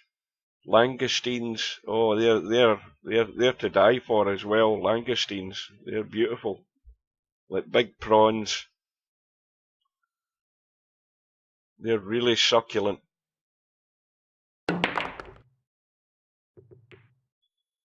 Yeah, I don't recall the food being particularly spectacular when I was in Scotland. Well, I had better food in England. You've got plenty of McDonald's in Scotland, so that should satisfy any American's needs. Oh God, I don't eat at McDonald's. Are you kidding me? You've got Burger King. I remember when they opened an Arby's in Glasgow. Oh God. Years and years ago, and I had the beef, the strips of beef with the cheese and everything. That was heart attack food. Oh, it's the American plan to kill off everybody in other countries. Yep. Is spreading McDonald's and Arby's and Bun Queen and all those. Yeah, it didn't last long.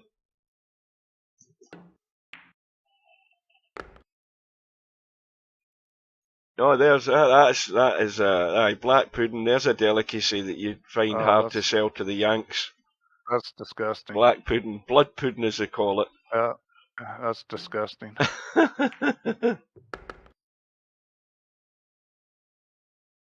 Yeah, I'm not a huge fan of eating organs.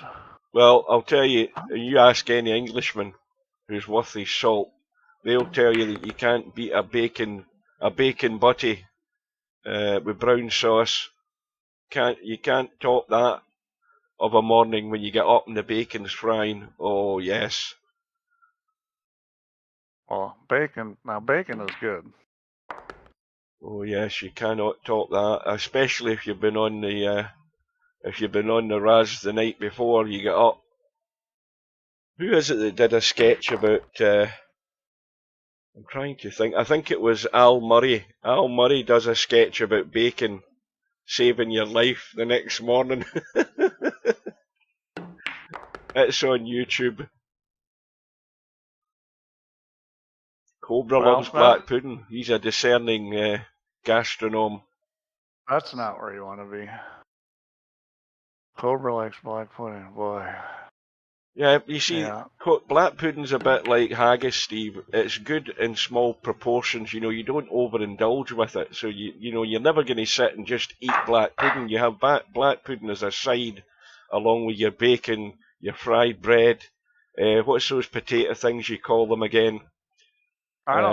Hash browns. I don't know how you just don't get bored with food living there, because when I was there, every morning in the hotel, the breakfast was exactly the same. White beans, blood pudding, eggs, bacon. I mean, every single hotel served the exact same breakfast every day. It's like, I'd shoot myself if I had to eat the same thing for breakfast like that every day.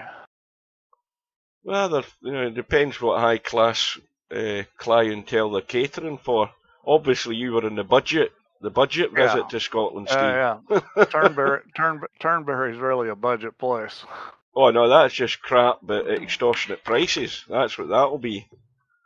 Now here we go with the break shot. All the hotels are like that. No, I stayed in good hotels. I stayed in a good hotel in Edinburgh, and it's Edinburgh, Steve, not Edinburgh. I'll correct you every time you get these things wrong. Well, whatever. And then I stayed in, let's see, where's Royal Troon at? Isn't that near Glasgow? Royal Troon's like, it's about 7 miles. Portsmouth or something like that. Say that again?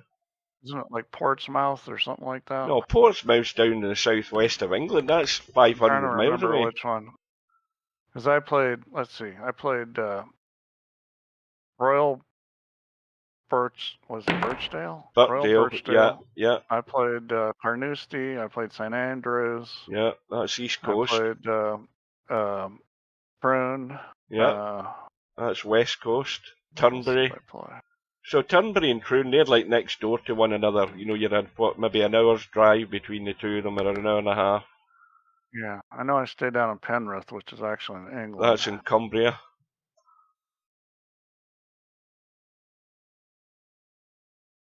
Now you've only got the M6 that direction, Steve. So it's not like the States where you drive onto one freeway onto another. Once you hit the border and you're up the west side of Scotland, that's you in the back country. Yeah. Well, Bankster he's nudging ever closer here, and Bill needs to, he needs to get on his toes here, Bill. Bill was just screwing up. I mean, he should have ended this match a long time ago, and he's just he's liable to lose. I mean, if Bankster gets something going and catches a couple breaks, next thing you know, he could be ahead. Yeah, that's the beauty of this game. Uh-oh. And I think he might have just hit that way too hard. He might have just ballsed it up, as we say. Oh, that's terrible. Yeah. Well, the 9-ball goes. He can shoot the 9-ball. I think the 11-ball may go, but it's tight. Yeah, he's going to have to cut that up table. I mean, he should get this. He looks like he's shooting a 6. Oh, he's got the 6. He is shooting a 6. And here we go back to the same spot. He's back at it again. He's okay this time, though, but... Well, he can go 9, 3, 14, and use 11 for a break ball. See if you can figure that out. Whoa ball. Well, he's already funny. He's going to have to shoot the 14 in the same pocket. You don't want to hit the 11 here. You need to take this and hit it with a lot of English and get the cue ball close to the end rail. Oh, he's done it again. Is he going to spin up? Yeah, he way overhit that. Now he's in real trouble. Yeah, he really screwed that all up. Well, even if he gets this in, he's got to be ducking. Or is he? He's in the pack. Well, he's in the pack, so he can cut this. He's got a chance here. Yeah. Well, I would take less angle, but I guess. Yeah, I'd be going further out this way to get it thinner. This is just center ball and wham it. No, I see it. No, that's probably the best thing that happened here. I think he got too high on the cue ball because that thing kind of swerved around the rack.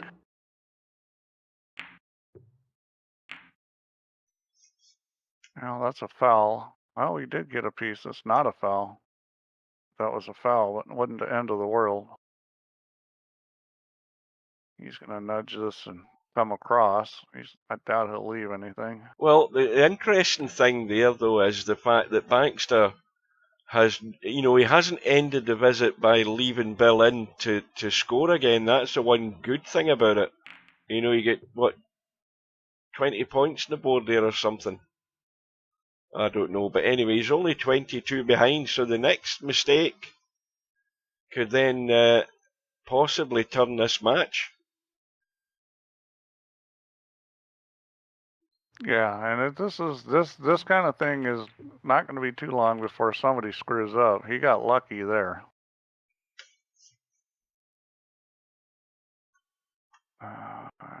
8 ball does not go. Yeah, he got pretty lucky the way he hit that and how he came out. And that's a pretty good play there. Let's see. Oh, I think the 15 ball is dead. Yep. Just smack the 2 into the 9 into the 4. That 15 ball is going in the hole. Oh, yeah. And he doesn't see it. Yeah, he's got a free shot, break up the rack, and he does not see it. All you have to do is hit that with speed, and it won't throw. It's in. This is always interesting. We got a dead ball, and the guy doesn't see it.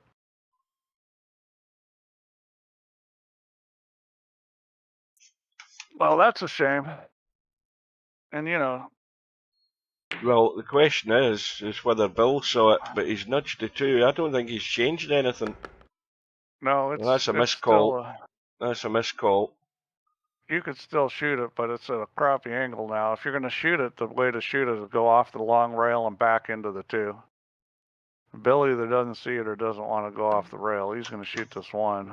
That's a more sure shot anyways. Except he's coming out not very good. Well, he could bank the 5 if he wants. I mean, it's not a terribly hard bank shot. The 14's out there. If you ever saw that the 15 is dead, because the 15 goes from the top too, you can hit the 7 and make the 15. Right, you might do it now. Right now, 7, 12, 4, 15. Just smoke that thing, and there's no way you can miss it.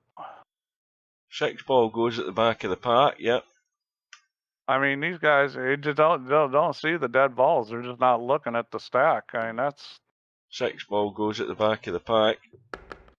That's just a big mistake for both of those guys. Well, it's certainly going to change now. Yeah, but, you know, that's just, you know, you're not going to spread it like you would have shooting a dead ball. Yeah, but that's what I always say, you know, whenever you're nudging balls around the pack in this game, you've got to keep looking at the pack and see how things have changed before you start playing something. You know, he's got another angle he can pinch here. He needs to be careful though. Yeah, he's slowly working them apart. Let's have a look at that. I think the 11 ball's dead too. What about... I think you're right. Wait a minute though, hang on a minute though. That 2 ball's catching the 9, Steve. Is it still going to catching up with the 11? I think so. And well, that's changed now as far as that goes. Anyways. Yeah, he's getting the rack worked out. Well, Bill is just extending that lead for a bit more peace of mind. He's still nowhere near the line yet. Well, the lead's not as big as it was, and Bill makes another mistake. You just never know.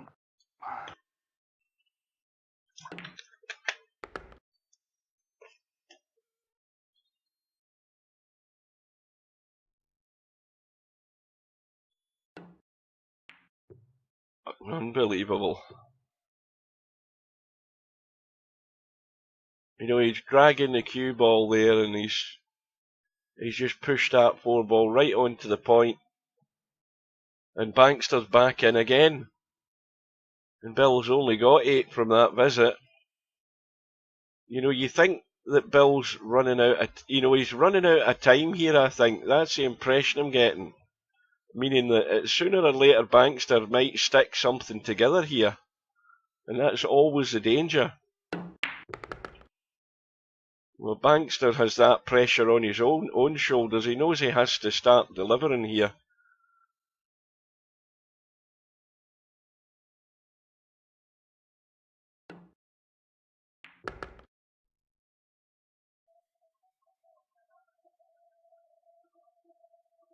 Oh, by the way, Steve, I wonder if you agree with this.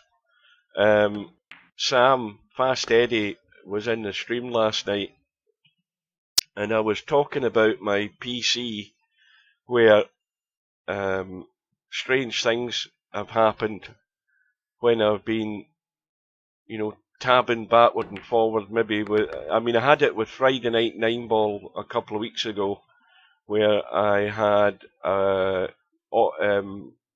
Chrome open in the background, where I had it on my YouTube studio page, where I was using the audio library. So I just left it running in the background, which is what I normally do. That's what I'm doing now. And sometimes I'm tabbing out a VP4, not just VP4, but other things. But the question is, my PC will suddenly just restart out of the blue, and it done it that time in Friday Night 9-Ball, where I was right in the middle of the live stream, and it just went boom, restart. And in the Windows log, there is no errors, none whatsoever. In all the categories, there's nothing that sticks out. You say, oh, that's definitely an error, there's a problem. There's nothing like that. And the question is, and Sam mentioned last night, switch off hardware acceleration in Google Chrome. So was it a reboot or was it a crash? No, it's just a reboot. The PC just goes, boom, restart, and restart. Well, I mean, did you check to make sure that, if you're doing like automatic updates, even then I think it would ask you. Yeah, oh yes, it'll always ask you. I have that switched off. I'm going through the process of elimination, and I did see something on YouTube one time about hardware acceleration and stuff like that, but Sam thought turn it off, and I had it on Chrome. So last night I tabbed out and switched it off. Yeah, but I wouldn't think that would matter. Well, he thought it might, because he says that's using particularly if you're streaming and you're running a game and you've got that tabbed out in the background, and I don't know. But anyway, I put it off, because if it's not that, then I can't fathom out what it is. Are you on 10 or 11? I'm on Windows 10. Yeah, I mean, you could check your drivers. You could do virus scan. I mean, I've done all of that. Yeah, everything's clean. Everything's clean. Malwarebytes ran, or everything. I've not got any antivirus installed. I'm just using since I got the PC formatted and started again. All I've had is what came with the PC, and that's just Windows Defender.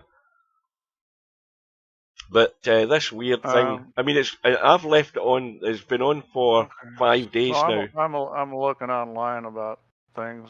They say update your driver, check for hardware, check your power supply. If you're having bad power. Now this thing claims that it says disable automatic restart. I've done that. That's in advanced, okay. And disable the fast startup feature. Done that. Now, yeah. I don't understand why that would cause random restarting, but they say it could. Yeah, I've done all those.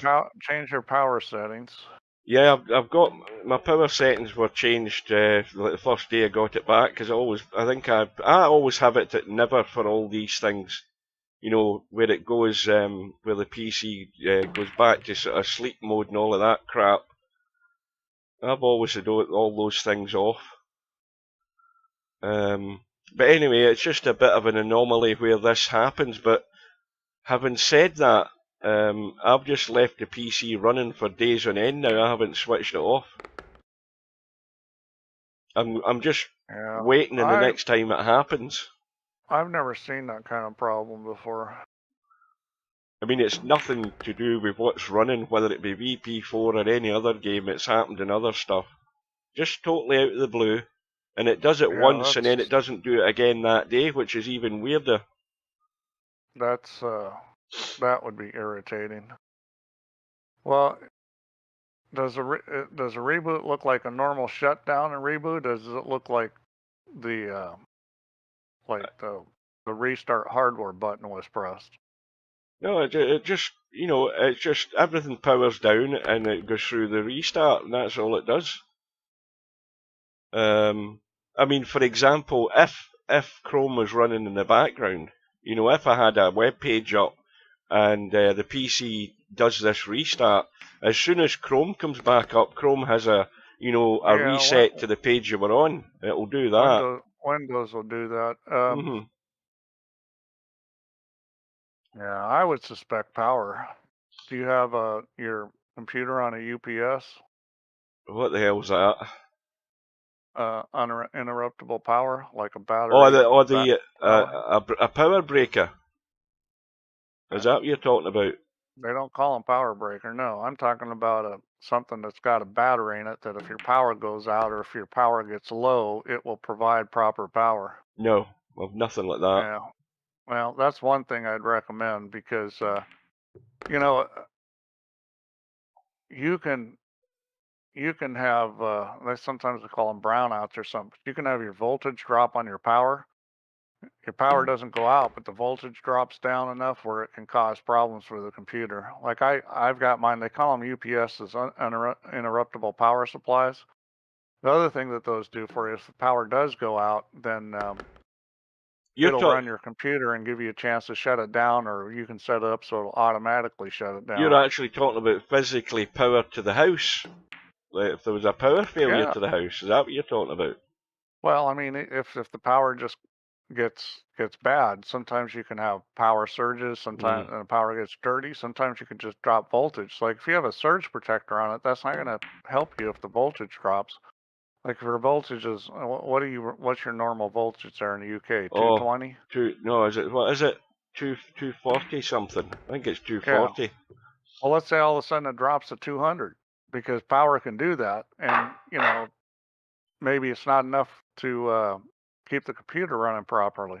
And it might only do it for a very short time, and it might do it for a fraction of a second, and it might be enough to restart your computer. I mean, there are power fluctuations. That happens all the time in our system. 230. I knew it was 230, 240, but it's strange how it started happening. That's what's bugging me. Anyway. Yeah, the carbon shaft does play different. And yeah, we are going to get it offline. I just still haven't done it yet because I don't usually do offline releases that often. That's kind of a pain for the users, and so I don't do it until I have more than just putting a shaft in. Well, that's okay because I haven't reinstalled the offline since I got the PC back. I keep hitting the wrong shortcut in the desktop, and it keeps asking for my serial number, and I can't be bothered. Can't be bothered getting it. I can understand. I can understand why he wants it because it'd be nice to be able to practice with it. The deflection's slightly different. The other things about it are that the tip's big. It's a 12. 12 and a half. I think it's a 12.7 or 12.9. So it's a bigger tip. Deflection's about the same. If it's less, it's almost not noticeable. But it also hits the ball a little better too. You can get a little more spin with it, which is pretty much like real life. I don't know if you ever played one in real life, but that's gone wrong. Carbon shafts are a lot more live than wood shafts. Well, maybe the angle that Bill had there wasn't great because I thought he was going to just tear into those 3 balls there and open everything up, but he's missed the hit. Yeah, I mean, I don't recommend just switching to a carbon shaft and VP at the last second before something like a world championship because it's going to take some practice to get used to it. Cobra got one and struggled with it and then gave it up. And really, it's the same thing in real life. It took me, I was used to the shaft 95% in a week, and then the other 5% took me 2 months. I hasten to add, VP Monster, you wouldn't have had a carbon shaft in VP4 if I hadn't kept hounding Steve. So I'm taking the credit. Hairpig, what kind of carbon shaft did you have? Cobra's using it again now, he says. Oh, Cobra hasn't struggled with it. He's denying it. Pesh shower. Yeah. I've never tried one of those. I've got a Revo, or I had a Revo. It's potentially gone. I'm hoping that somebody returns it. I might have to buy another one, but I for sure that Revo that I've got will juice the cue ball more than any wood shaft I've ever played with, and I've played with a lot of them. Well, I don't know how often I'm going to say this, but I'll say it again. Here's Bankster back at the table. He's got a deficit again that he's trying to claw back. 40 points behind. It's He needs to almost shoot last chance 5 saloon ball. here.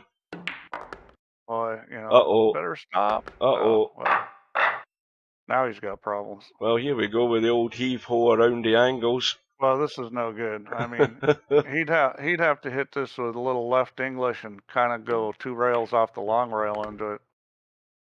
Well, at least he's it's just gonna safe. hit it easy. Yeah. Well, I mean, I think that's what he just did was worse than missing the rack. He should have done the stub shot and blasted it. Now that was going to be hard to hit the rack. Watch out. Well, that's a pretty good shot. I'll settle for that. Everything's touchy at distance. And Bill's gone all out for the pot. Now, how is he going to be in this 6 ball? Because he might be actually pretty damn good here, is he? Yeah, it doesn't go. No, it's too tight. It might go, but it's so tight I'd never shoot at it. All these straight pull games are close, ain't they? Well, obviously you didn't see semi-pro play LS3. Yeah. Go and watch that and see how close that was, Coldest Pillow. Watch that stream and see what you think. I'll tell you how it went. Semi-pro came to the table, got 94. Broke down. LS3 came to the table, got 29. That was all she got in the match. Semi-pro came back to the table, ran out 100 and whatever it was, and that was it. Game over. See you later. Next, please. That's how that match went. You don't need to watch the video.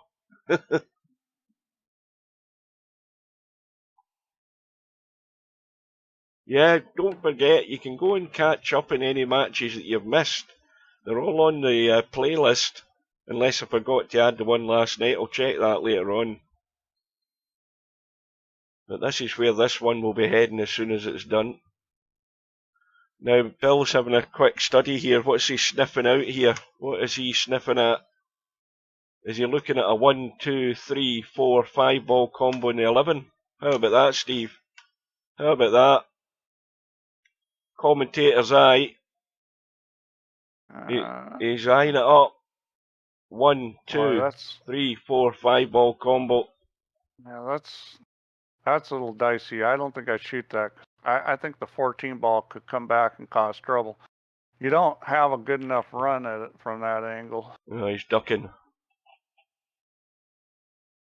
You gotta, when you don't have more of a kind of a direct connection and you're hitting sideways across balls, you gotta watch out for other balls like getting bounced off the rails and knocking the ball you're shooting away.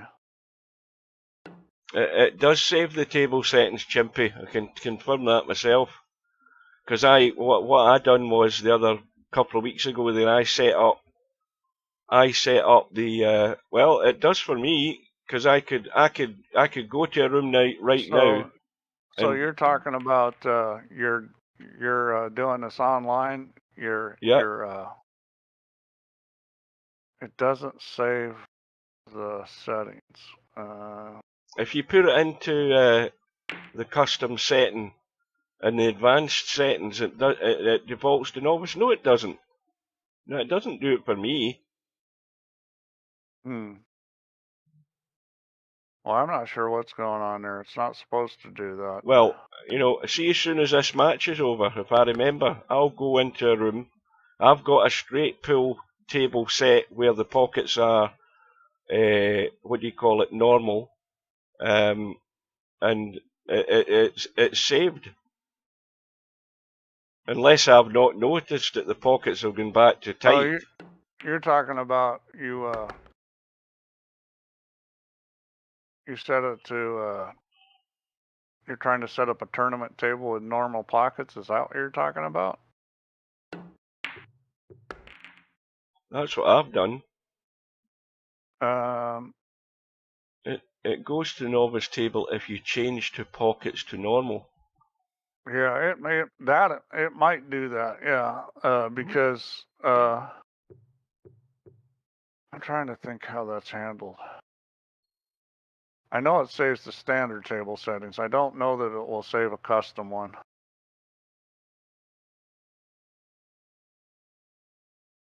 If you restart a match, it defaults to novice.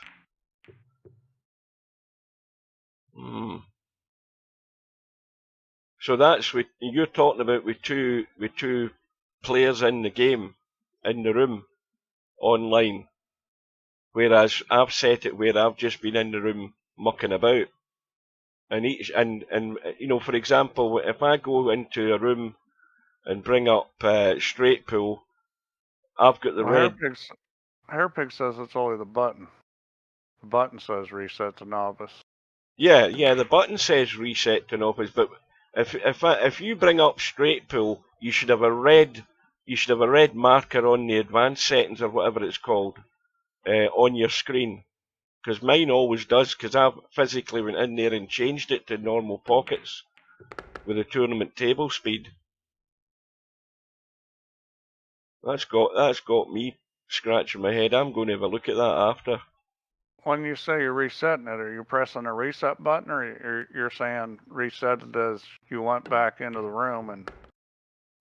The actual settings don't reset to novice unless you actually click it. That's correct here, Pig. That is correct. I think the problem is that reset to button, you know, that was sort of done as a convenience. Maybe it shouldn't even be there, but it was convenience so you could set to a standard setting. The problem is once it's in a custom thing, you know, what is it going to be? It's probably taking a pocket size or something like that, which Gimpy says when he makes a new match, he's getting a novice table. So you're sensing it's a novice table, but the table speed's a lot slower. Right. Well, settings go to novice. How long's this match got to go? Well, it hasn't got that long to go, so I'm going to bring up my room and my straight pool that's already saved. So you're saying you can't keep a custom game? Whereas I'm saying yes, you can.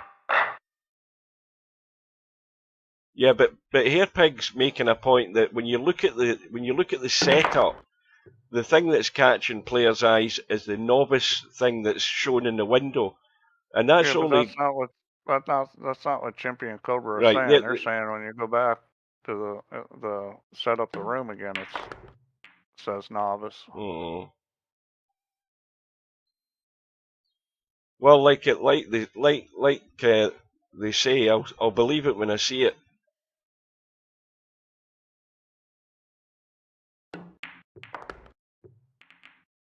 Yeah, I don't remember how that was handled. I would have hoped that it would have saved a custom setting. Well, Bill is 14 away from round 3, and he's got his work cut out here though. Now he might be doing some damage here off this 15 if he can get to it, and I think he might be okay. He's got the 10. Got to watch how he comes off that 7. Now he's missed it. Well, I just tried it for a 9-ball room and it worked properly. It saved the custom table. Now Chimpy's saying it says novice table. Correct. That's the option to reset it to novice. That's all it's showing you there, Chimpy. It will keep that's the point I was making. That's just it's one of these optical delusions of the way that the menu shows that you see this novice thing in the window and you think that's what your game's defaulted to, and it hasn't. Uh-oh. caught the 5. Well, I'll say this again, this is Last Chance Saloon, but it's way beyond Bankster, I think. He's, 53 behind, and Bill's not quite over the line, but he's got a furlong to go in racing terms.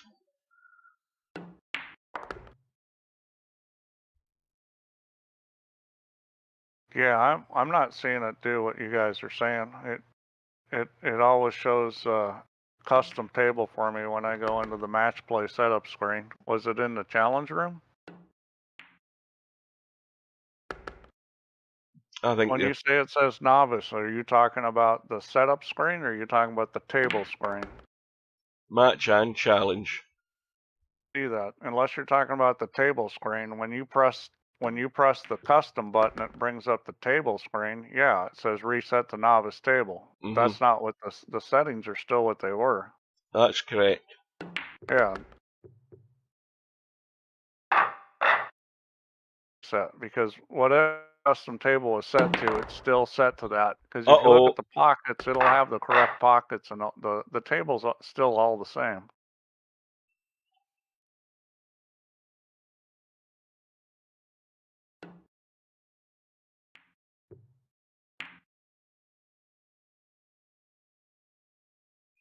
Yeah, it's not saying that that's what the setup is there. That's just a reset button.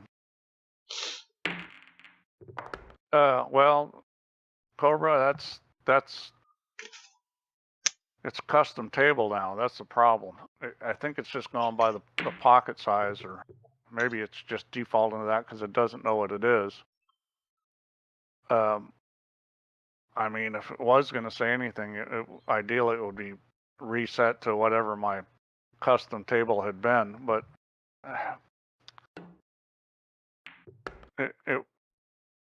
it's not really. Yeah, well, I mean, I can see why it's a little confusing. Well, this is a comedy of errors here, these last 4 or 5 shots. I don't know. Bill really doesn't deserve to win this match, but he's going to win it anyways because Bankster is just playing worse. But Bill's just desperate to get this done. That's exactly the thing that's going through his head. I don't know what's going on with Bill. Maybe he's got a clothespin on his business because he's got to pee or something. I mean, this is just crazy stuff going on here. Yeah, he's come back too far. Well, he'll catch something. He's trying to avoid it though.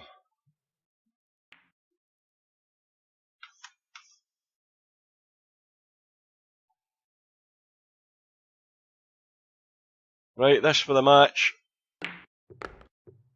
So Bill eventually falls over the line by 200 points to 136. Right, I'm going into a room, create room. That. Okay, and I'm going to break their straight pull already there. And you can see that I've got my custom tab there. So if I bring up the room, it will be saved to the normal pockets. Everything's fine.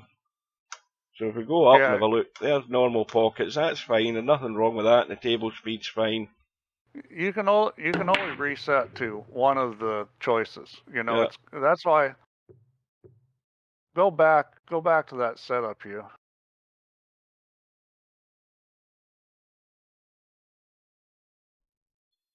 Oh, hang on. So hit custom. Select custom. There's the reset to that. You notice you can change that. You can change that novice to club or tournament. Yep. So the idea is that if you want, you can reset it to one of the standard things. I'm not sure it makes sense because you can do the same thing from the setup screen. I think it was just to give you, if you wanted to start at a certain known table and then tweak the settings. I mean, that was the idea behind that. But it is saving all the settings. Yeah. I might have designed it a little different if you know, because I don't know if you guys remember, but it didn't used to save all these settings per game. You know, like now it does everything. Each game it saves separate settings. That was a modification made, I don't know, a few years ago, but it didn't originally do that online. Yeah, it's working perfectly normal. Right, that's my highest run. Right, so let's have a quick look at the bracket and see how things look now. From top to bottom, we have Bill through to round 3, waiting on the winner of Matt against VP Monster, and they've agreed their match time. That's going to be my day off. I think that'll suit me down to a T. We've got Acero with one. Like I say, I don't think that'll go ahead. I think Acero will go through. We've got Semi-Pro waiting on the winner of that match or whoever goes through. And further down we have Fast Eddie waiting on the winner of the match that's about to... What time is it? It's about 50 minutes away. If Chiku turns up, that will be on Slim's channel if Slim's going to do it. Don't assume he's going to do it, because that depends on what time he has available. But I won't be doing it because it's too late for me. And you've got Chimpy already into round 3 to arrange his match with Hairpig. And so there's only one match outstanding, and that's the one. In fact, tell a lie, there's the one that was arranged earlier on, that one. So that's Wednesday, or my day off, at 6 PM. I'll be there for that, between Matt and VP Monster. Chiku spectred on in about 50 minutes' time. So it's beginning to warm up. In fact, I noticed Brian still hasn't done you a picture, Steve. Or maybe he has done and he hasn't sent it to you. Yeah, it's still the old picture. Right, well, unless Steve's got anything else he wants to bring up, I do not. I'm going to head off for a coffee and see whatever there is on TV. Not that there's much nowadays. So well done to Bill. Wasn't a classic. He can only get better. That's the way. Be positive. Look on the bright side. So thanks again to Steve for joining us. Thanks all for watching. And we'll bid you good night. Take care and see you again soon, chaps. Good night, guys. See you later.